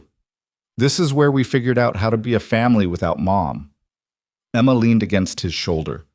"We'll figure out how to be a family in San Francisco too. Just different. Different, but still us." "Different, but still us," she echoed. They sat there in the empty house as the Texas evening darkened around them, 2 people who'd survived loss preparing to embrace possibility, and when Emma finally went to bed, Ethan stood at the window looking at the street he'd lived on for 14 years and felt ready to leave it behind. The next morning, they loaded the moving truck, locked the door one final time, and drove away from Austin toward a future that waited in San Francisco with Claire, with BridgeKit's next chapter, with the life they'd all chosen together. The drive from Austin to San Francisco took 4 days. Ethan and Emma made a road trip of it, stopping at landmarks Emma insisted on seeing because if we're moving across the country, we might as well make it an adventure. They saw the Grand Canyon, stayed in questionable motels in New Mexico and Arizona, ate at diners where the coffee was terrible and the pie was surprisingly good. Claire called every night, listening to Emma's breathless recounting of the day's adventures, offering restaurant recommendations in the cities they'd passed through, making herself part of the journey even from a distance. "We're in Flagstaff," Emma reported on night 2, her face bright on the phone screen. "Dad let me drive in a parking lot. I hit a curb." "Only one curb," Ethan called from the background. "That's actually pretty good." Claire laughed, and the sound of it made the motel room feel less lonely. "2 more days and you'll be here. I've been getting the house ready." The house was a 3-bedroom Craftsman in Noe Valley that Claire had found and Ethan had approved via video tour. It had hardwood floors and a backyard and a bedroom for Emma that got morning light. It was twice the size of their Austin house and cost 3 times as much, which had made Ethan's chest tight with anxiety until Claire had gently reminded him that his salary from Meridian could actually cover it. "Still feels weird," he'd said. "What does?" "Not being broke? Being able to afford things without checking my account balance first." "You'll adjust," Claire had assured him. "Give it 6 months. You'll be buying organic groceries and not even flinching at the price." Now, 2 days from that house becoming their actual home, Ethan felt the full weight of the transition settling over him. They were really doing this, leaving Texas, where he'd spent his entire adult life, moving to a city he barely knew to live with a woman he'd known for 5 months, putting Emma in a new school where she'd have to build friendships from scratch, banking everything on the hope that this choice, this wild, terrifying choice, would somehow work out. "Dad, you're spiraling," Emma said, appearing in the doorway of his motel room. "I can tell because you're doing that thing where you stare at nothing and forget to blink." "I'm not spiraling." "You're totally spiraling. It's okay. I'm a little spirally too." She sat on the edge of his bed. "But we're doing this, right? No backing out now?" "No backing out," Ethan confirmed. "How are you feeling, really?" Emma picked at the ugly floral bedspread. "Scared, excited, mad at myself for being scared because this was my choice too. Worried I won't make friends, worried I'll miss Aunt Julie too much, worried that you and Claire will be all coupley and I'll be the awkward third wheel." "You're not a third wheel, Em. You're the whole bike," she groaned. That's so dad joke it hurts. It's also true. This doesn't work without you. We're a package deal, and Claire knows that. Does she, though? Like, really knows it? Because it's easy to say you're cool with dating someone with a kid when the kid lives in a different state. It's different when the kid is there every day being loud and messy and teenage. Ethan pulled her into a hug. She knows. And if it ever doesn't work, if you ever feel like you're not the priority, you tell me immediately. Deal? Deal. Emma pulled back, wiped her eyes quickly. Okay, enough feelings. Let's watch bad TV and eat the rest of those chips. They fell asleep to a cooking competition show neither of them cared about. And in the morning, they drove through Nevada's emptiness toward California and everything waiting there. Claire met them at the house on a Saturday afternoon that was absurdly perfect. Sunny, but not hot. A breeze coming off the bay. The city showing off for its newest residents. She was standing on the porch when they pulled up, wearing jeans and an old Stanford sweatshirt, her hair pulled back in a ponytail, looking nothing like a CEO and everything like someone waiting for her family to come home. Emma was out of the car first, running up the walkway to hug Claire with an enthusiasm that made Ethan's chest ache. He followed slower, taking in the house. Their house, with its blue-gray paint and white trim and flower boxes that Claire had apparently installed herself. "Welcome home," Claire said when he reached the porch, and the word home landed with unexpected weight. "It's really happening," Ethan said. "It's really happening." She kissed him, quick and easy, the kind of kiss that spoke of familiarity and future. "Come on, let me show you everything." The house was beautiful in ways that transcended the video tours. Claire had furnished it thoughtfully, a mix of her things and new pieces chosen with Emma's input over video calls. Emma's room had a desk positioned to catch the morning light, bookshelves waiting to be filled, walls painted the specific shade of blue-green she'd requested. The main bedroom was adult and calm, a space that clearly belonged to both Ethan and Claire, with its mix of practical and elegant.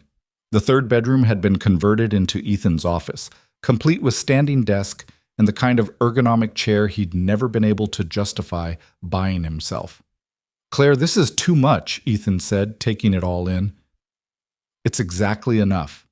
You're going to be working long hours getting bridge kits scaled up. You need a proper workspace."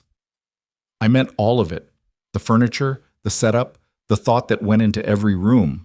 Claire leaned against the doorframe. "Ethan, you packed up your entire life and moved it here. The least I could do was make sure you had something worth moving to." Emma appeared in the doorway. "My room is perfect, like scary perfect. How did you know exactly what I wanted?" "I listened during our video calls. Also, you have a Pinterest board titled Dream Room that isn't exactly private." "You looked at my Pinterest?" "I did research. I'm thorough." Emma grinned. "Okay, that's actually kind of cool. Can I start unpacking?" "Please, there's a whole neighborhood of people your age down the street. I talked to a few parents. The girl 2 houses down, Maya, is starting high school too. I gave her mom your number." "You found me a potential friend?" "I facilitated a connection. What you do with it is up to you." Emma looked at her father, then at Claire. "This is weird, right? You being this nice, like suspiciously nice?" Claire laughed. "I'm going to be living with you for the foreseeable future. I have a vested interest in you not hating me." "Fair point. Okay, I'm going to unpack and text this Maya person and pretend to be cooler than I am." She disappeared, leaving Ethan and Claire alone in his new office that still smelled faintly of paint. "Thank you," Ethan said, "for all of this, for making it feel like home before we even got here. Thank you for coming, for trusting this, for letting me be part of your lives." They stood there in the afternoon light, and Ethan felt the last piece of resistance inside him dissolve. This was right, terrifying and uncertain and completely right. The first week in San Francisco unfolded in organized chaos. The moving truck arrived with their Austin belongings, furniture that didn't quite fit, boxes labeled in Emma's increasingly frantic handwriting, the accumulated debris of their previous life. They unpacked in stages, learning the house's rhythms and quirks, figuring out where things belonged in this new configuration of family. Claire worked from home that first week, taking calls from the dining room table, while Ethan assembled IKEA furniture and Emma explored the neighborhood. They fell into routines without discussing them. Ethan made breakfast. Claire handled the coffee, which was apparently a complex art form requiring expensive equipment. Emma claimed the back porch as her homework space. Dinner was a negotiation of schedules and preferences, all three of them learning to coexist in shared space. "This is strange," Emma observed on day 4, setting the table while Ethan cooked and Claire answered emails with one eye on her laptop. "Like, we're doing the family dinner thing, but we've only lived together for 4 days." "Is it bad strange or good strange?" Claire asked. "Just strange. I'm not used to there being 3 of us at dinner. It was always just me and Dad." "We can change that if it's weird," Ethan offered. "There's no rule that says we all have to eat together." "No, it's..." Emma paused, searching for words. "It's actually kind of nice, less quiet, but it's still an adjustment." "Adjustments are allowed," Claire said, closing her laptop to give Emma her full attention. "This is new for all of us. If something doesn't work, we talk about it and fix it." "What if what doesn't work is just," Emma hesitated, "me being here? Like, what if you guys realize you'd rather just be together without a teenager third-wheeling?" Claire and Ethan exchanged a look. Come here," Ethan said. Emma approached cautiously. Ethan pulled her into a hug, Claire joining a moment later, and they stood there in the kitchen, this newly assembled family, holding each other against the uncertainty. "You're not third-wheeling," Claire said firmly. "You're the reason this works. Without you saying yes to the move, Ethan and I would still be doing long distance and slowly making each other miserable. You made this possible. Well, plus," Ethan added, "you're stuck with us now. We signed a year lease. No backing out."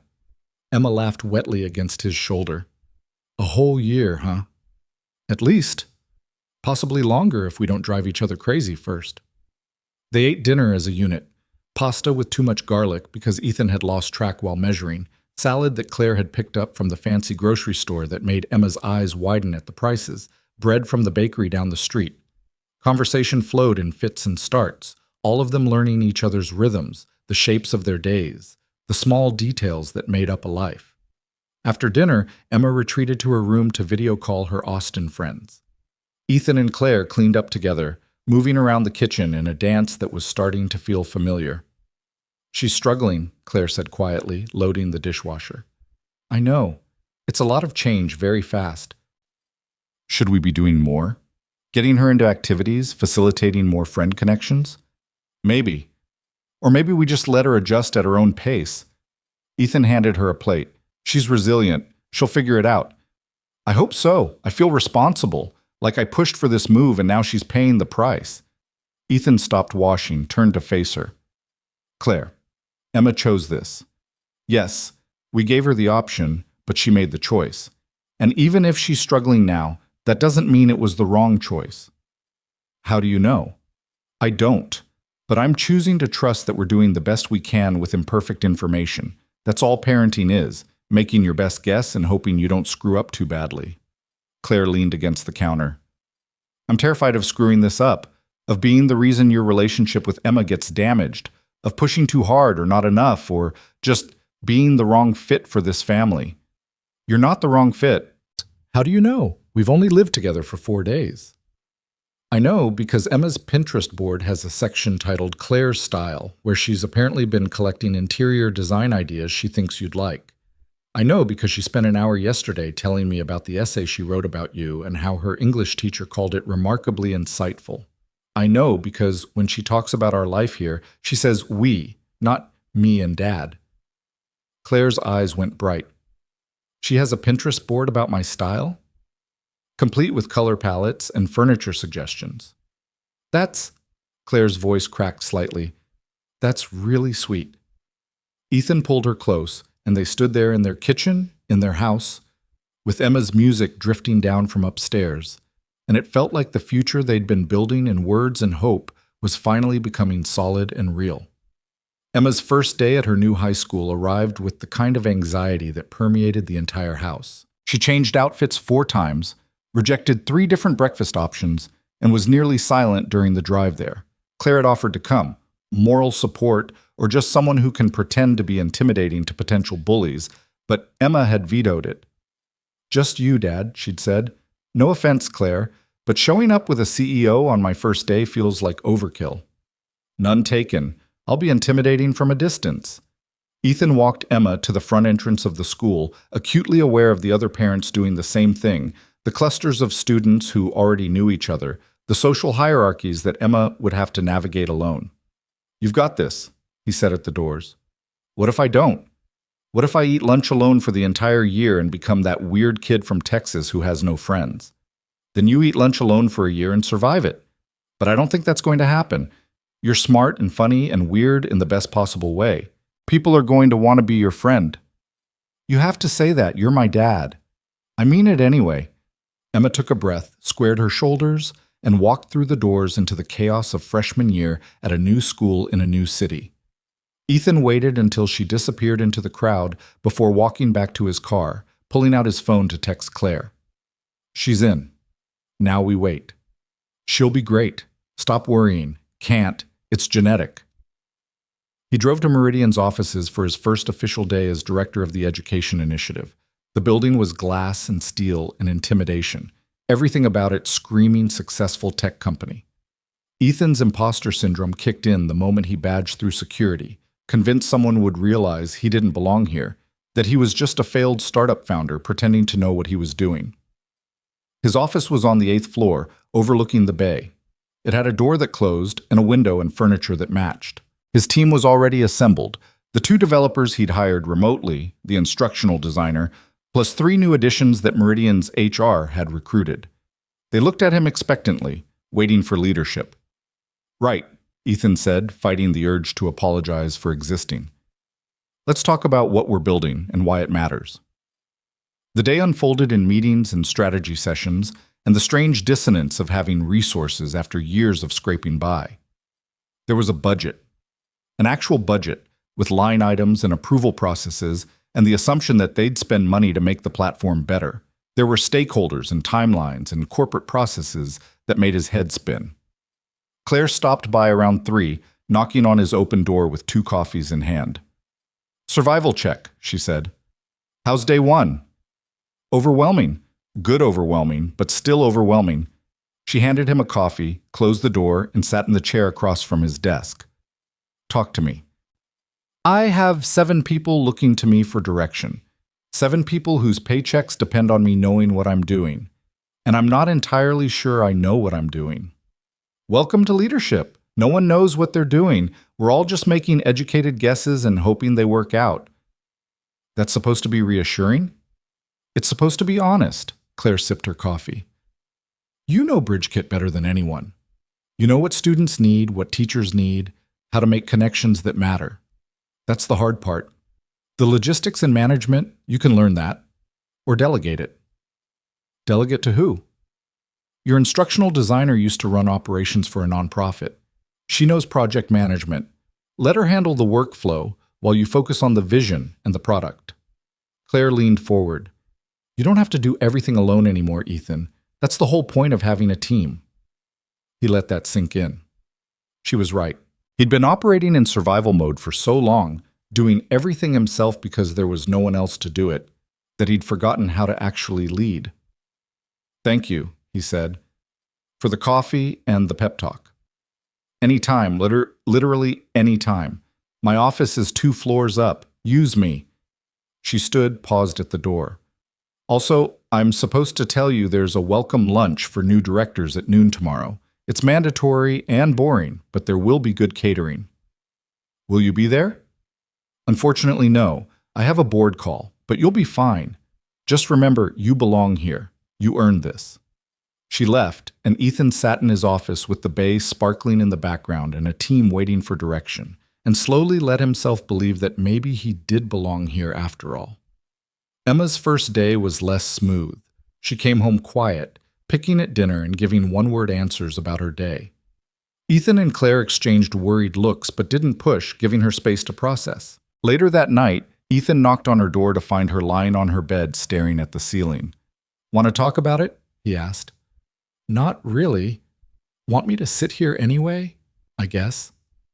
He sat on the edge of her bed. Emma stayed horizontal, eyes fixed on the ceiling. "It was fine," she said finally. "School was fine. Classes are fine. Everyone was fine. That's a lot of fine. It's just, nobody was mean or anything. They weren't unfriendly. They already have their friend groups, and I'm the new kid trying to figure out where I fit, and there's no obvious place. Did you talk to that girl, Maya? Yeah, she was nice. We had lunch together, but she has her own friends, and they were nice too. But it's like, Emma struggled for the words. They were polite nice, not actually want to be friends nice. Does that make sense? Complete sense. First days are hard. First weeks are harder. But it'll get easier. What if it doesn't? What if I'm just the weird Texas girl who doesn't fit in? Ethan laid down next to her, both of them staring at the ceiling. Then you're the weird Texas girl who doesn't fit in until you find your people. And you will find them, Em. It just takes time. I miss my Austin friends. I miss knowing where I fit. I know, me too. They lay there in silence. Then Emma said, Is this what you felt like when you started at Meridian, like you didn't belong? Every single day for the first month. Still feel it sometimes. How do you deal with it? Fake it until it's not fake anymore, and lean on the people who make me feel like I do belong. He turned his head to look at her. You and Claire make me feel like I belong. That helps with everything else. Claire's been really nice about all of this. She cares about you. I know, it's weird though, having someone who's not mom care about me like that. Ethan's chest tightened. Does it bother you, her being here, being part of our family? Emma was quiet for a long moment. No, but sometimes I feel guilty that it doesn't bother me. Like I should be more upset that there's someone new, but mostly I'm just glad you're happier and that she's not terrible. You're allowed to like her, Em. That doesn't mean you're replacing your mom or forgetting her.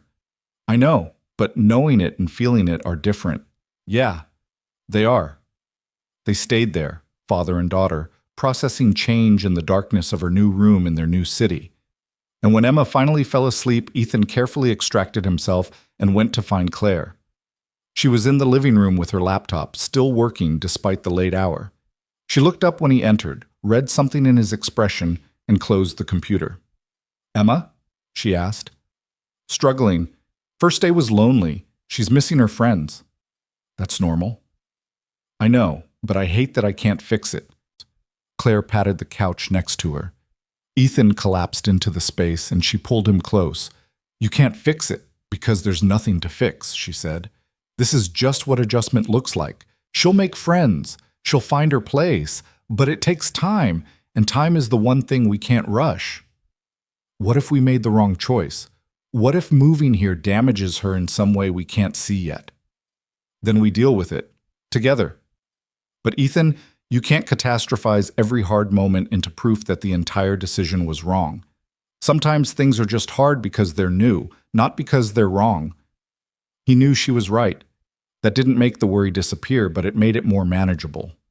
They sat there in the quiet house, and Ethan felt the full weight of everything they'd built settling around them. This was real life now, not the excitement of long distance or the planning of the move, but the actual daily work of being a family. The hard conversations and the worry and the moments when he questioned everything. I love you, he said into the quiet. I love you too, even when you're spiraling. Especially when I'm spiraling? Especially then. The second week was marginally better. Emma found a marine biology club at school and came home talking about a field trip to the Monterey Bay Aquarium with something approaching enthusiasm. She and Maya started texting regularly. The lunch table situation remained awkward, but Emma reported it was less painful than day one, which is progress. Ethan's team at Meridian found their rhythm. The platform's beta testing expanded to 20 school districts. They hired a community manager to handle the growing mentor network. BridgeKit started appearing in education tech publications as one to watch, and it was working, not perfectly, not without challenges, but working in ways Ethan had never managed alone. Claire restructured her schedule like she'd promised, working from home 2 days a week, delegating more to her executive team, creating space for a life that wasn't entirely consumed by Meridian. They had dinner together most nights. They developed weekend routines.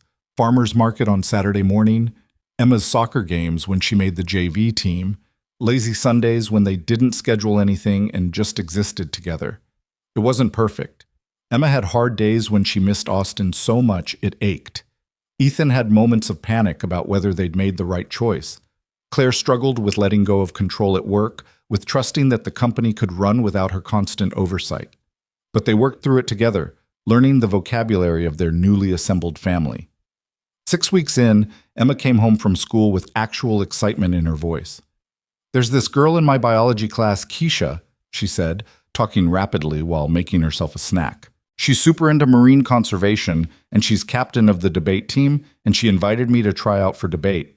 Also, Maya asked if I want to join her study group for history, and the soccer coach said I have a good chance of making varsity next year if I keep improving." That's amazing," Ethan said. "I know. I mean, it's still weird being new, and I still miss my Austin friends, but maybe I'm starting to have San Francisco friends too? Is that allowed?" "Absolutely allowed. Required, even." Emma grinned, grabbed her snack, and bounded upstairs to video call her Austin friends and tell them about her San Francisco friends, the irony apparently lost on her. Claire appeared from the home office where she'd been on calls all afternoon. "I heard excited teenage voices. Good sign?" "Very good sign. She's making friends." "See? Time. It just takes time."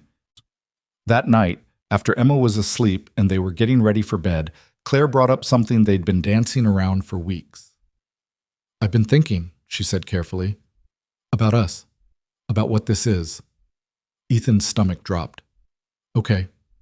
We've been living together for 6 weeks. We're raising Emma together. We're building a life together, but we haven't actually talked about what that means long term." "What do you want it to mean?" Claire sat on the edge of the bed. "I want this to be permanent. Not just living together while we see how it goes, but actually committed, building towards something that lasts." "Like marriage?" "Eventually, maybe. But first, I want us to acknowledge that this isn't temporary, that we're all in." Ethan sat next to her. "I'm all in, Claire. I packed up my entire life and moved it here. I'm committed." "I know you are. I just needed to hear you say it, because I'm all in too, and it's terrifying and wonderful, and I wanted to make sure we're on the same page." "We're on the same page, the same chapter, possibly the same sentence." She laughed, kissed him. "Good, because I really like this life we're building." "Me too." They went to bed tangled together in the house they shared, their daughter asleep down the hall, the city lights of San Francisco filtering through the windows, and Ethan felt something settle deep in his chest. This was home. Not Austin, not the memory of what he'd had with Sarah, but this, right here, right now, with Claire and Emma, and the messy, beautiful reality of their assembled family. 3 months in, everything fell apart in the space of 24 hours. Emma came home from school on a Tuesday and went straight to her room without the usual download of her day. Ethan was in a meeting and didn't notice until an hour later when Claire knocked on his office door looking worried. "Emma's upset about something. She won't talk to me." They found her in her room, door closed, music playing loud enough to be a clear do not disturb signal. Ethan knocked anyway. "Em, can I come in?" "I'm fine." "That's not what I asked." Silence. Then the door unlocked. Ethan entered to find Emma on her bed, eyes red, phone clutched in her hand. "What happened?" Emma thrust the phone at him. On the screen was a group text from her Austin friends, pictures from someone's birthday party, everyone together, laughing, doing the things they used to do when Emma was part of the group. "They had Maya's birthday party," Emma said, voice thick, "and they didn't tell me. I found out because someone posted about it." "Maybe they thought you couldn't come, since you're in California?" "They had it last weekend, Dad, when I was visiting Aunt Julie. I was literally in Austin, and they had a party and didn't invite me because apparently I'm not really part of the group anymore since I moved." Ethan sat on the bed, and Emma collapsed against him. "I hate this," she said, crying now. "I hate that I'm losing my old friends, and I don't really have new friends yet, and I'm just stuck in this weird in-between where I don't belong anywhere." "You belong here, with us. That's not the same as having friends my own age who actually want to hang out with me." She wasn't wrong. Ethan held her while she cried, making meaningless soothing sounds, wishing he could fix this and knowing he couldn't. Claire appeared in the doorway, saw the scene, and quietly retreated. Emma cried until she was empty, then pulled away. I want to go back to Austin, she said. Ethan's heart stopped. What? Not forever. Just, I want to finish high school there. Live with Aunt Julie. Come back here for summers or whatever. But I can't do this anymore, Dad. I can't keep pretending I'm okay here when I'm not. You've only been here 3 months. It takes time to... Don't tell me it takes time. Everyone keeps saying that, but what if it doesn't get better? What if I'm just not meant to be here? You're meant to be with me. We're a family. We can still be a family if I'm in Austin. People do long distance all the time. Emma, just think about it, okay? Please?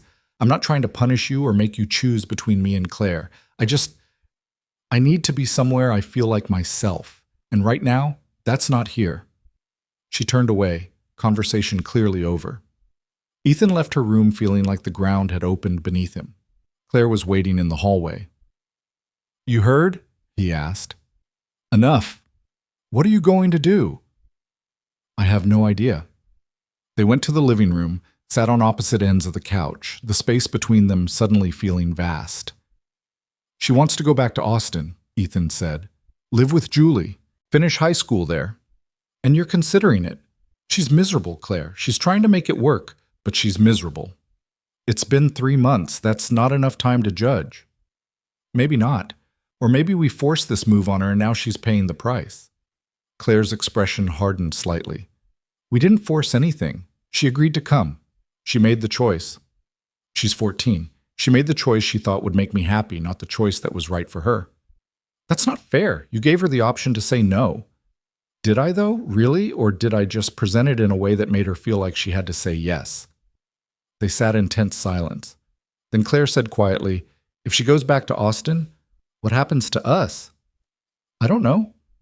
Because I can't do long distance again, Ethan. I did it for months before you moved here. I restructured my entire life to make this work. If Emma leaves, if you let her leave, where does that put us? Are you asking me to choose between you and my daughter? No, I'm asking what happens when your daughter's happiness and our relationship exist in different cities. Then I choose Emma, every time. That's not negotiable. Claire stood up, and Ethan could see her retreat into the professional armor she used when emotions got too big. I'm going to my office for a while. I need to think. She left, and Ethan sat in the living room of their shared house, feeling like everything he'd built was crumbling in real time. He called Julie. Hey, she answered. Everything okay? Emma wants to come back to Austin, to live with you and finish high school there. Julie was quiet for a moment. Okay. What do you want me to say? I don't know. Tell me I'm being ridiculous for even considering it? Tell me she's just having a hard moment and I should make her stick it out. I can't tell you that, Ethan. Only you and Emma can figure out what's right. Would you take her if I said yes? Of course. You know I would. She's my niece. I love her. But Ethan, are you sure that's what's best? For her and for you? I'm not sure about anything anymore. He hung up and sat in the dark house, listening to Emma's music still playing upstairs, wondering how they'd gotten here and what the right choice possibly looked like. Claire didn't come back that night. She texted around 11 to say she was staying at her apartment, that she needed space to think, and Ethan didn't fight it.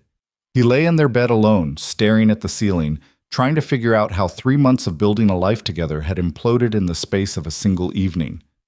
The next morning, Emma emerged from her room with swollen eyes and an expression that looked both defiant and terrified. Did you talk to Aunt Julie? She asked. I did. And? And I need you to be honest with me, Em. Is this about one bad day with your friends, or is this about something bigger? Emma sat at the kitchen table, and Ethan put a mug of hot chocolate in front of her, their ritual since she was 6, the way they handled hard conversations. It's bigger, she admitted. It's not just yesterday, it's every day. I wake up and I have to work so hard to just get through the day here, making conversation with people who are nice but don't really care, trying to figure out where I fit when everyone else already has their place, coming home exhausted from pretending I'm okay. You seemed like you were making progress. The Marine Biology Club, Maya, the debate team. I was trying, Dad. I'm still trying, but trying doesn't mean thriving. And I look at my Austin friends' posts and I see them doing things we used to do together, and I realize I gave up a life where I actually belonged for... She stopped. For what? For you to be happy with Claire. The words hung between them like an accusation. That's not fair, Em. You said you wanted to move. You made a pros and cons list. I know what I said, but I was 14 and I wanted to make you happy and I thought I could handle it. Maybe I was wrong. Ethan sat across from her, his own hot chocolate untouched. If you really want to go back to Austin, I won't stop you. Your happiness matters more than anything, but I need you to think about something first. What? What you're running from versus what you're running to. Are you running to Austin because that's genuinely where you need to be, or are you running away from the hard work of building a new life here? Emma's jaw tightened. That's not fair. Neither is giving up after 3 months when you promised to give it 6. I promised to reevaluate after 6 months, not to stick it out no matter what. You're right, you did. Ethan took a breath. Here's what I'm asking. Give it 2 more weeks. Really give it. Not just going through the motions, but actually trying. Talk to Keisha about debate. Go to Maya's study group. Let yourself be new and awkward and see what happens. And if after 2 weeks you still want to go back to Austin, we'll figure it out. What about Claire? She's going to hate me for this. She doesn't hate you. She's hurt and confused, same as me. But this isn't about her. This is about you and me figuring out what's right for our family. Emma stared into her hot chocolate. 2 weeks? 2 weeks. And I want you to talk to someone, a therapist, someone who isn't me or Claire or Aunt Julie, someone objective who can help you sort through what you're feeling. You think I need therapy? I think we probably both need therapy. Moving across the country, building a new family, losing your friends, that's a lot to process. There's no shame in getting help. Emma nodded slowly. Okay, 2 weeks and therapy. But Dad? Yeah. If after 2 weeks I still want to go back, you have to let me. For real. Not just say you will and then guilt me into staying. Deal. They shook on it, and Ethan pulled her into a hug that she only partially resisted. When she went back to her room to get ready for school, he sat alone in the kitchen and let himself fall apart for exactly 5 minutes, crying into his hands, letting the fear and exhaustion wash over him before pulling himself together to face the day. He texted Claire, "Can we talk tonight, please?" Her response came an hour later. "My place at 7?"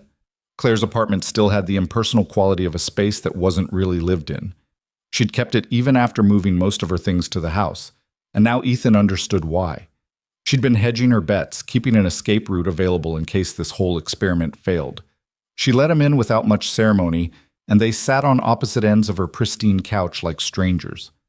"I'm sorry," Ethan said, "for last night, for how I handled the conversation." "I'm sorry too. I shouldn't have made it about us when Emma's struggling." She agreed to give it 2 more weeks, really try. And to see a therapist. Claire nodded. "That's good. That's fair. But Claire, I need you to understand something. If after 2 weeks she still wants to go back to Austin, I'm going to let her. I have to. She's my daughter." "I know. And I don't know what that means for us. I don't know if I stay here and we try long distance again, or if I go back with her, or we end," Claire finished quietly. "That's the third option you're not saying." "I don't want that." "Neither do I, but I also can't..." She stopped, composed herself. "I can't build my life around hoping Emma decides to stay. I've restructured everything for this. I've let go of control at work. I've made space for a family. If that family dissolves in 2 weeks, I don't know how to go back to what I was before." "You wouldn't have to go back. You could move forward. Just differently. Without you. Maybe. I don't know." They sat in painful silence. Then Claire said, "I'm angry at her, which I know is wrong and unfair, but I am. I'm angry that we all made this choice together and now she wants to undo it. I'm angry that I opened myself up to this. To you, to her, to the possibility of being part of a family. And it might all disappear because a 14-year-old is having a hard time adjusting. She's not just a 14-year-old. She's a kid who lost her mother and got dragged across the country for her father's relationship. She's allowed to be struggling. I know that. Intellectually, I know that, but emotionally, Claire's voice cracked. Emotionally, I'm terrified that I'm losing both of you. Ethan moved to her side of the couch, pulled her close. You're not losing me. Whatever happens with Emma, that doesn't change how I feel about you. Doesn't it, though? If you move back to Austin with her, then we figure it out, long distance again, or visits, or I don't know what. But Claire, I love you. That doesn't just disappear because geography gets complicated. She cried against his shoulder, and he held her, both of them processing the reality that love sometimes wasn't enough, that wanting something badly didn't guarantee you got to keep it.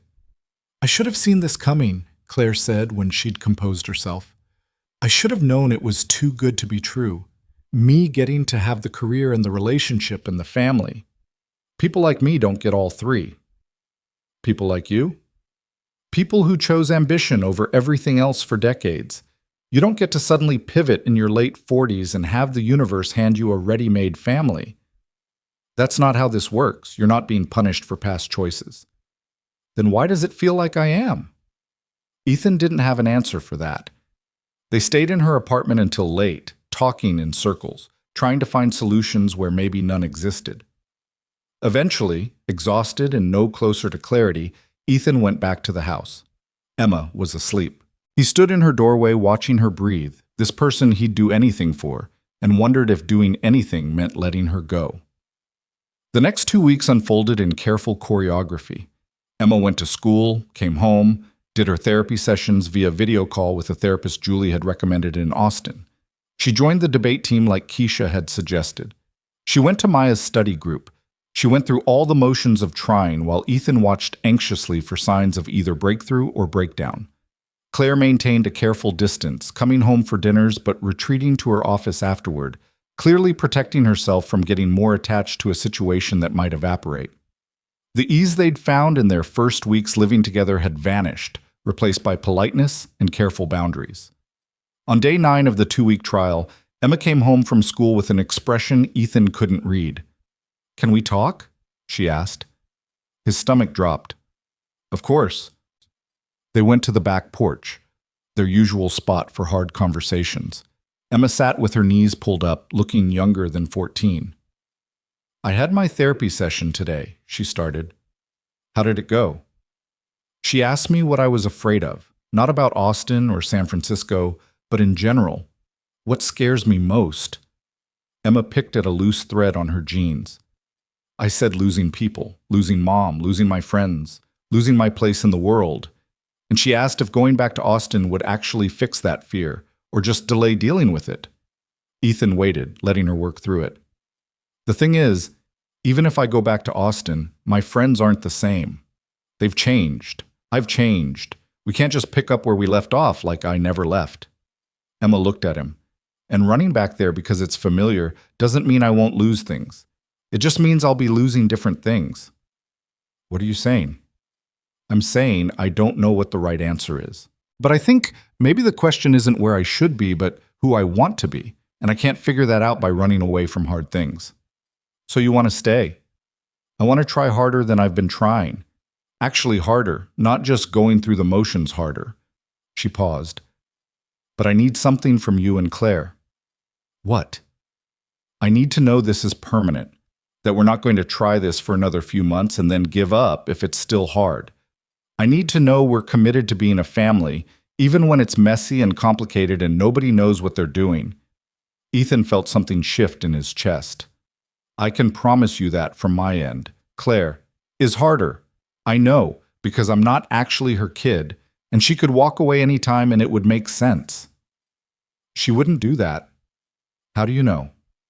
Because I know her, and because she loves you, even if neither of you knows how to talk about it yet. Emma absorbed this. Can we have a family meeting, the three of us? Actually talk about this instead of everyone being polite and distant? Yeah, we can do that. They found Claire in her office, staring at her laptop without actually working. When Ethan explained what Emma wanted, Claire looked terrified and hopeful in equal measure.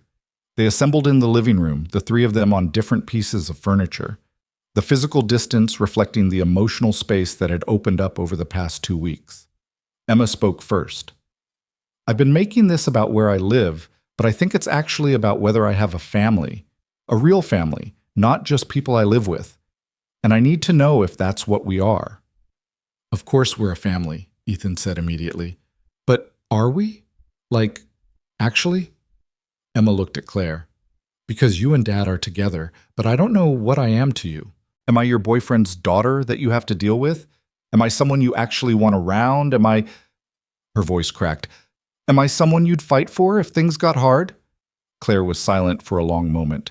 Then she got up, moved to sit next to Emma on the couch, and took her hand. I'm going to tell you something true, Claire said. And it might not be what you want to hear, but it's honest. When your dad first told me about you, I was terrified.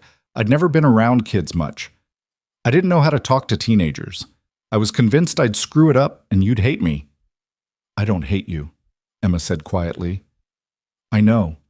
And somewhere over the past 6 months, you stopped being your dad's daughter that I had to accommodate and became— Claire paused, searching for words. You became someone I actively want in my life. Someone I miss when you're at school. Someone whose opinion matters to me. Someone I want to show up for.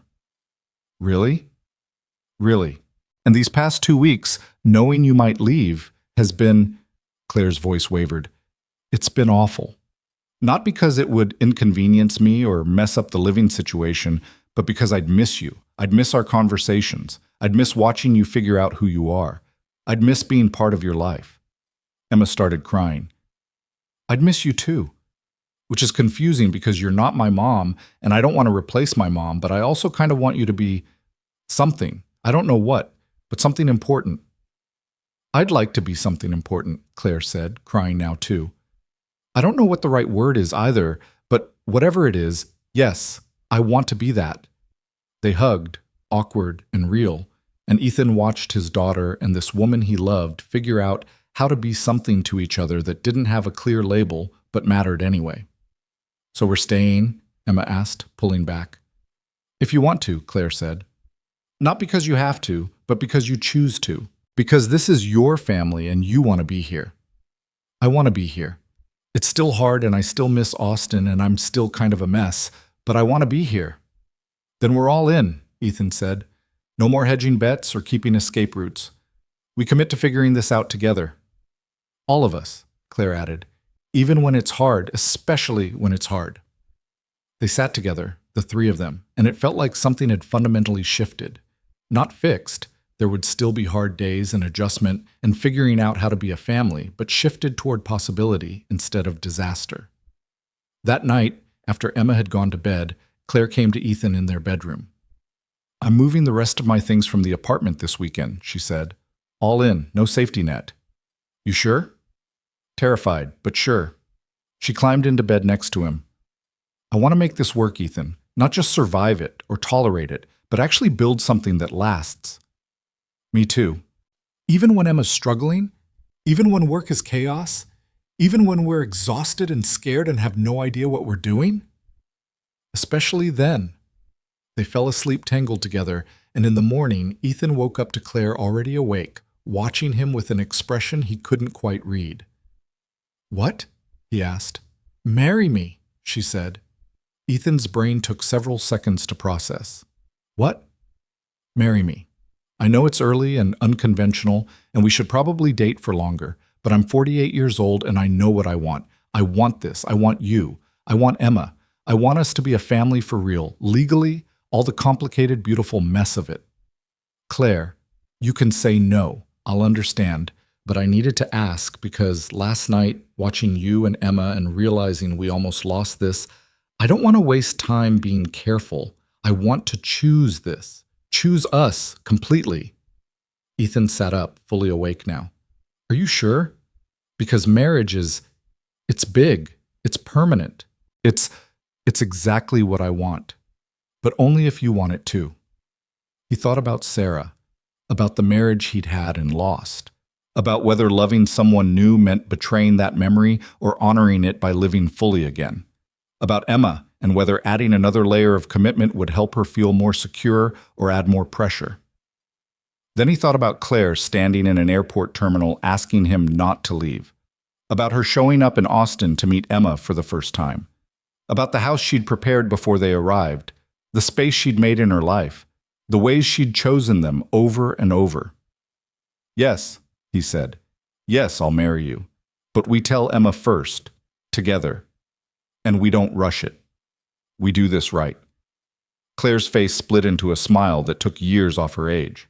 "Really?" "Really, though I should probably point out that traditionally the man proposes. I'm not traditional. I built a tech empire. I can propose to my boyfriend." "Fiancé," Ethan corrected. "Fiancé," she repeated, testing the word. "I like that better." They told Emma over breakfast, both of them nervous in a way that was almost comical. "So we have some news," Ethan started. Emma looked up from her cereal with immediate suspicion. "Someone died? We're moving again? What?" "No one died. We're not moving.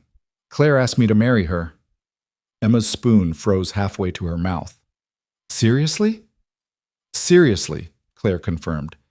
"And I wanted to make sure you're okay with it before we make any plans." "Why wouldn't I be okay with it? You guys are already basically married. You live together. You share a bedroom. This is just making it legal." Emma paused. "Wait, do I have to call you Mom?" "Absolutely not. You have a mom. I'm something else. We'll figure out what." "Can I be in the wedding?" "You're the maid of honor," Claire said immediately. "Non-negotiable." Emma grinned. "Okay then, this is cool, weird, but cool." She went back to her cereal, then looked up again. "Are you guys happy? Like actually happy? Because if you're just doing this because you think it'll make me feel more secure or whatever, that's dumb." "We're actually happy," Ethan said. "Really happy," Claire added.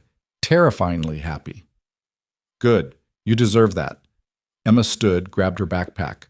"I gotta go or I'll miss my bus, but congrats. Also, I want input on the wedding cake, and there better be dancing." She left, and Ethan and Claire sat in the sudden silence of the kitchen. "That went well," Claire said. "She's taking it better than I thought she would." "She's remarkable. You know that, right?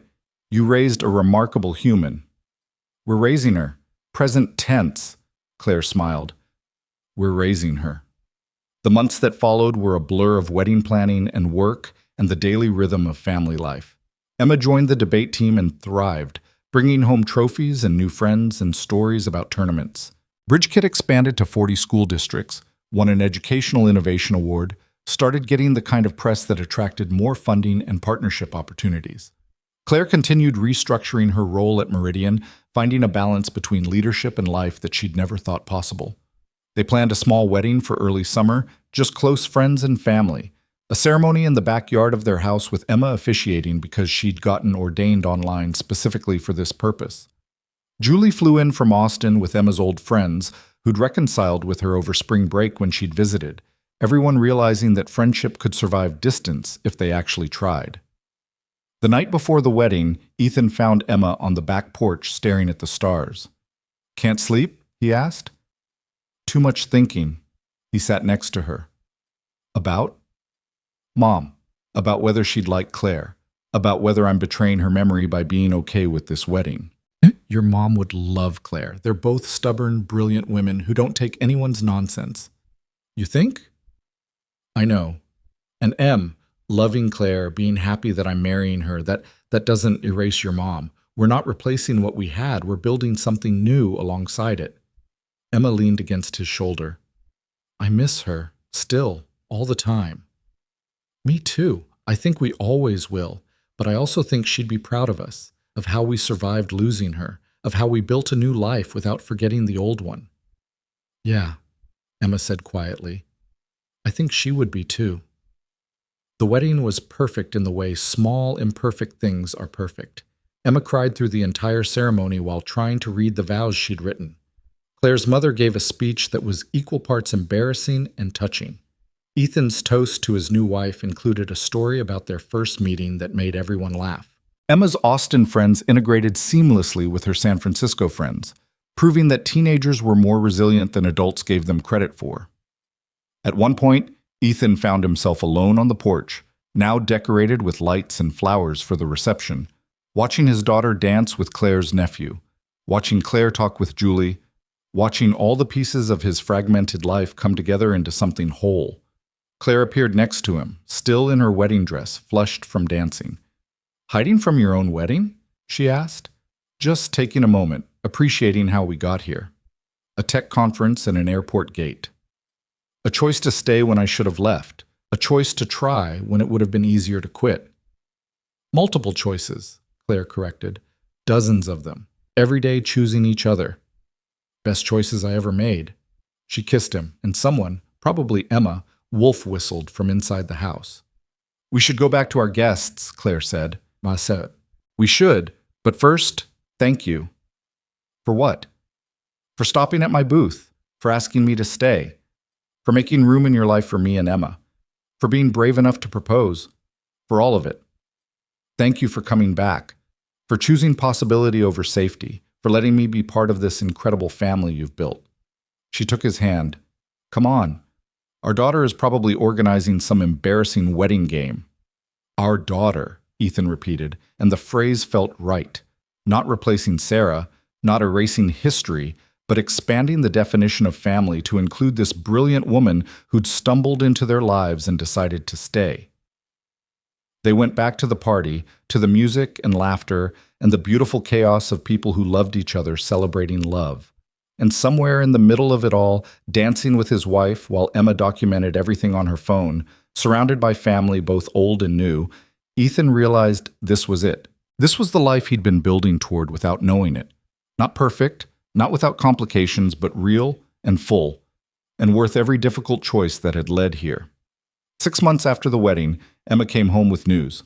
"I got into the marine biology summer program at UC Davis," she announced. "Full scholarship, 8 weeks of field work and research." "Em, that's incredible," Ethan said. "I know, but it means I'll be gone basically the entire summer. Are you guys okay with that?" Ethan looked at Claire, who was smiling. "We're proud of you," Claire said. "This is exactly the kind of opportunity you should take. You're not worried about me being away that long?" "We'll miss you," Ethan said, "but you're building your life. That's what you're supposed to do." Emma hugged them both. "Thanks for everything, for moving here, for making this work, for being—" She paused. "For being my family. My whole complicated, weird, wonderful family." After she went to her room to call her friends with the news, Ethan and Claire sat on the couch with their evening coffee, a ritual they'd developed, this quiet space between Emma's bedtime and their own. "She's going to leave for college in 3 years," Claire observed. "I know. And then it'll just be us." "Is that okay?" Claire leaned against him. "It's more than okay. I love Emma. I love being her, whatever I am to her, but I also love us. Just us, building a life that's bigger than just parenting. What does that look like? I don't know yet, but I want to find out. With you." They sat in comfortable silence, the house settling around them with the familiar sounds of home. Upstairs, Emma's music played. Outside, the city hummed with its endless motion. And here, in this space they'd built together, Ethan felt something he hadn't felt since before Sarah died. Complete peace with the present moment. His phone buzzed with an email. Another school district wanted to join the BridgeKit network. He'd respond tomorrow. Right now, he was exactly where he needed to be. A year later, standing in an airport terminal waiting to board a flight to New York for a conference, Ethan felt déjà vu wash over him. Different airport, different destination, but the same underlying question. Where did he belong? Except this time, the answer was clear. He belonged with Claire, who was waiting at home. He belonged with Emma, who was thriving at school and talking about marine biology programs for college. He belonged in San Francisco, in the house they'd made home, in the life they'd built together. He belonged in the messy, complicated, beautiful reality of choosing people and being chosen in return. His phone rang. Claire's face filled the screen. "Hey," he answered. "I'm about to board." "I know, I just wanted to say I love you, and I'll see you in 3 days." "I love you too. Tell Emma not to stay up too late doing homework." "I will. She won't listen, but I'll tell her." Claire paused. "Ethan? Yeah? I'm glad you didn't get on that plane, back in San Francisco. The first time." "Me too. Best decision I ever almost didn't make." Fly safe. Come home to us. Always. He hung up and boarded the plane, settling into his seat with a smile. The flight attendant began the safety demonstration. The engines hummed to life. And as the plane lifted off, carrying him toward a conference he'd attend and a speech he'd give about educational equity and the power of connection, Ethan thought about journeys and destinations and the difference between leaving and returning. Some journeys didn't start with a destination. They started when you were brave enough to stop leaving. They started when you chose connection over safety, when you built something real instead of something perfect, when you let yourself be seen and chosen and loved despite all the reasons it was complicated. They started in airport terminals with impossible questions and improbable answers. They started with someone asking you to stay and you being brave enough to say yes. And they led here, to a life he'd never planned but couldn't imagine living without. To a family assembled from grief and hope and the daily choice to show up. To a home that wasn't defined by walls, but by the people who filled it. The plane leveled off at cruising altitude. Outside the window, the world spread out in miniature. Cities and highways, mountains and water, all the places people called home. Ethan pulled out his laptop, opened the document he was working on. A proposal to expand BridgeKit internationally, to reach students in countries where educational access was even more limited than rural America. Sarah's dream grown beyond what either of them had imagined. His dream now, supported by resources and partnership, and the knowledge that he didn't have to build it alone. He worked for an hour, then closed the laptop and pulled out his phone, scrolling through photos. Emma at her debate tournament, holding a trophy and grinning. Claire in the kitchen, flour on her nose from an ambitious baking experiment. The three of them at the beach last month, windblown and happy. His wedding day. Emma officiating while trying not to cry. A family. His family. Different from what he'd lost, but no less real. 3 days later, returning home from the conference with new contacts and expanded possibilities, Ethan opened the front door to find Emma and Claire in the kitchen making dinner together. They were arguing cheerfully about whether the sauce needed more garlic, Emma insisting it did, Claire maintaining it was perfect. "Dad's home," Emma announced. "Tell Claire the sauce needs more garlic." "I'm not getting involved in culinary disputes," Ethan said, dropping his bag and pulling them both into a hug. "How was New York?" Claire asked. "Productive, cold. I missed you both." "We missed you too," Emma said. "But also, Claire let me stay up late doing homework, and we watched that documentary about octopuses, and I think I want to focus on cephalopod research for my summer program." "Cephalopod research," Ethan repeated, "from marine biology to very specific marine biology." "I'm a fast learner. Runs in the family." They ate dinner together, talking over each other, sharing stories, the kitchen warm with cooking and connection. Later, after Emma had retreated to her room to video call her friends, Ethan and Claire sat on the back porch with their evening coffee. "Welcome home," Claire said. "Good to be home." "Really home? Not just this is where I live, but actually home?" Ethan looked at her. This woman who'd asked him to stay, who'd built a life with him, who'd learned to love his daughter and let herself be loved in return. He looked at the house behind them, at Emma's light in her window, at the city sprawling below them in the darkness. "Really home," he confirmed. "The only home I want." Claire leaned her head on his shoulder, and they sat there in the San Francisco evening, watching lights come on across the neighborhood, watching other families settle into their own versions of home. And Ethan thought about how strange it was that home wasn't a place you found, but a thing you built, piece by piece, choice by choice, with the people brave enough to build it with you. Some journeys began in airports with impossible questions. They continued through uncertainty and fear and the daily work of showing up. And they led here, to this porch, this person, this life, assembled from broken pieces and brave choices, and the radical act of letting yourself want something more than safety. They led home, not the home you left behind, but the one you built from hope and honesty and the willingness to stop running. The one you built when you were brave enough to stay.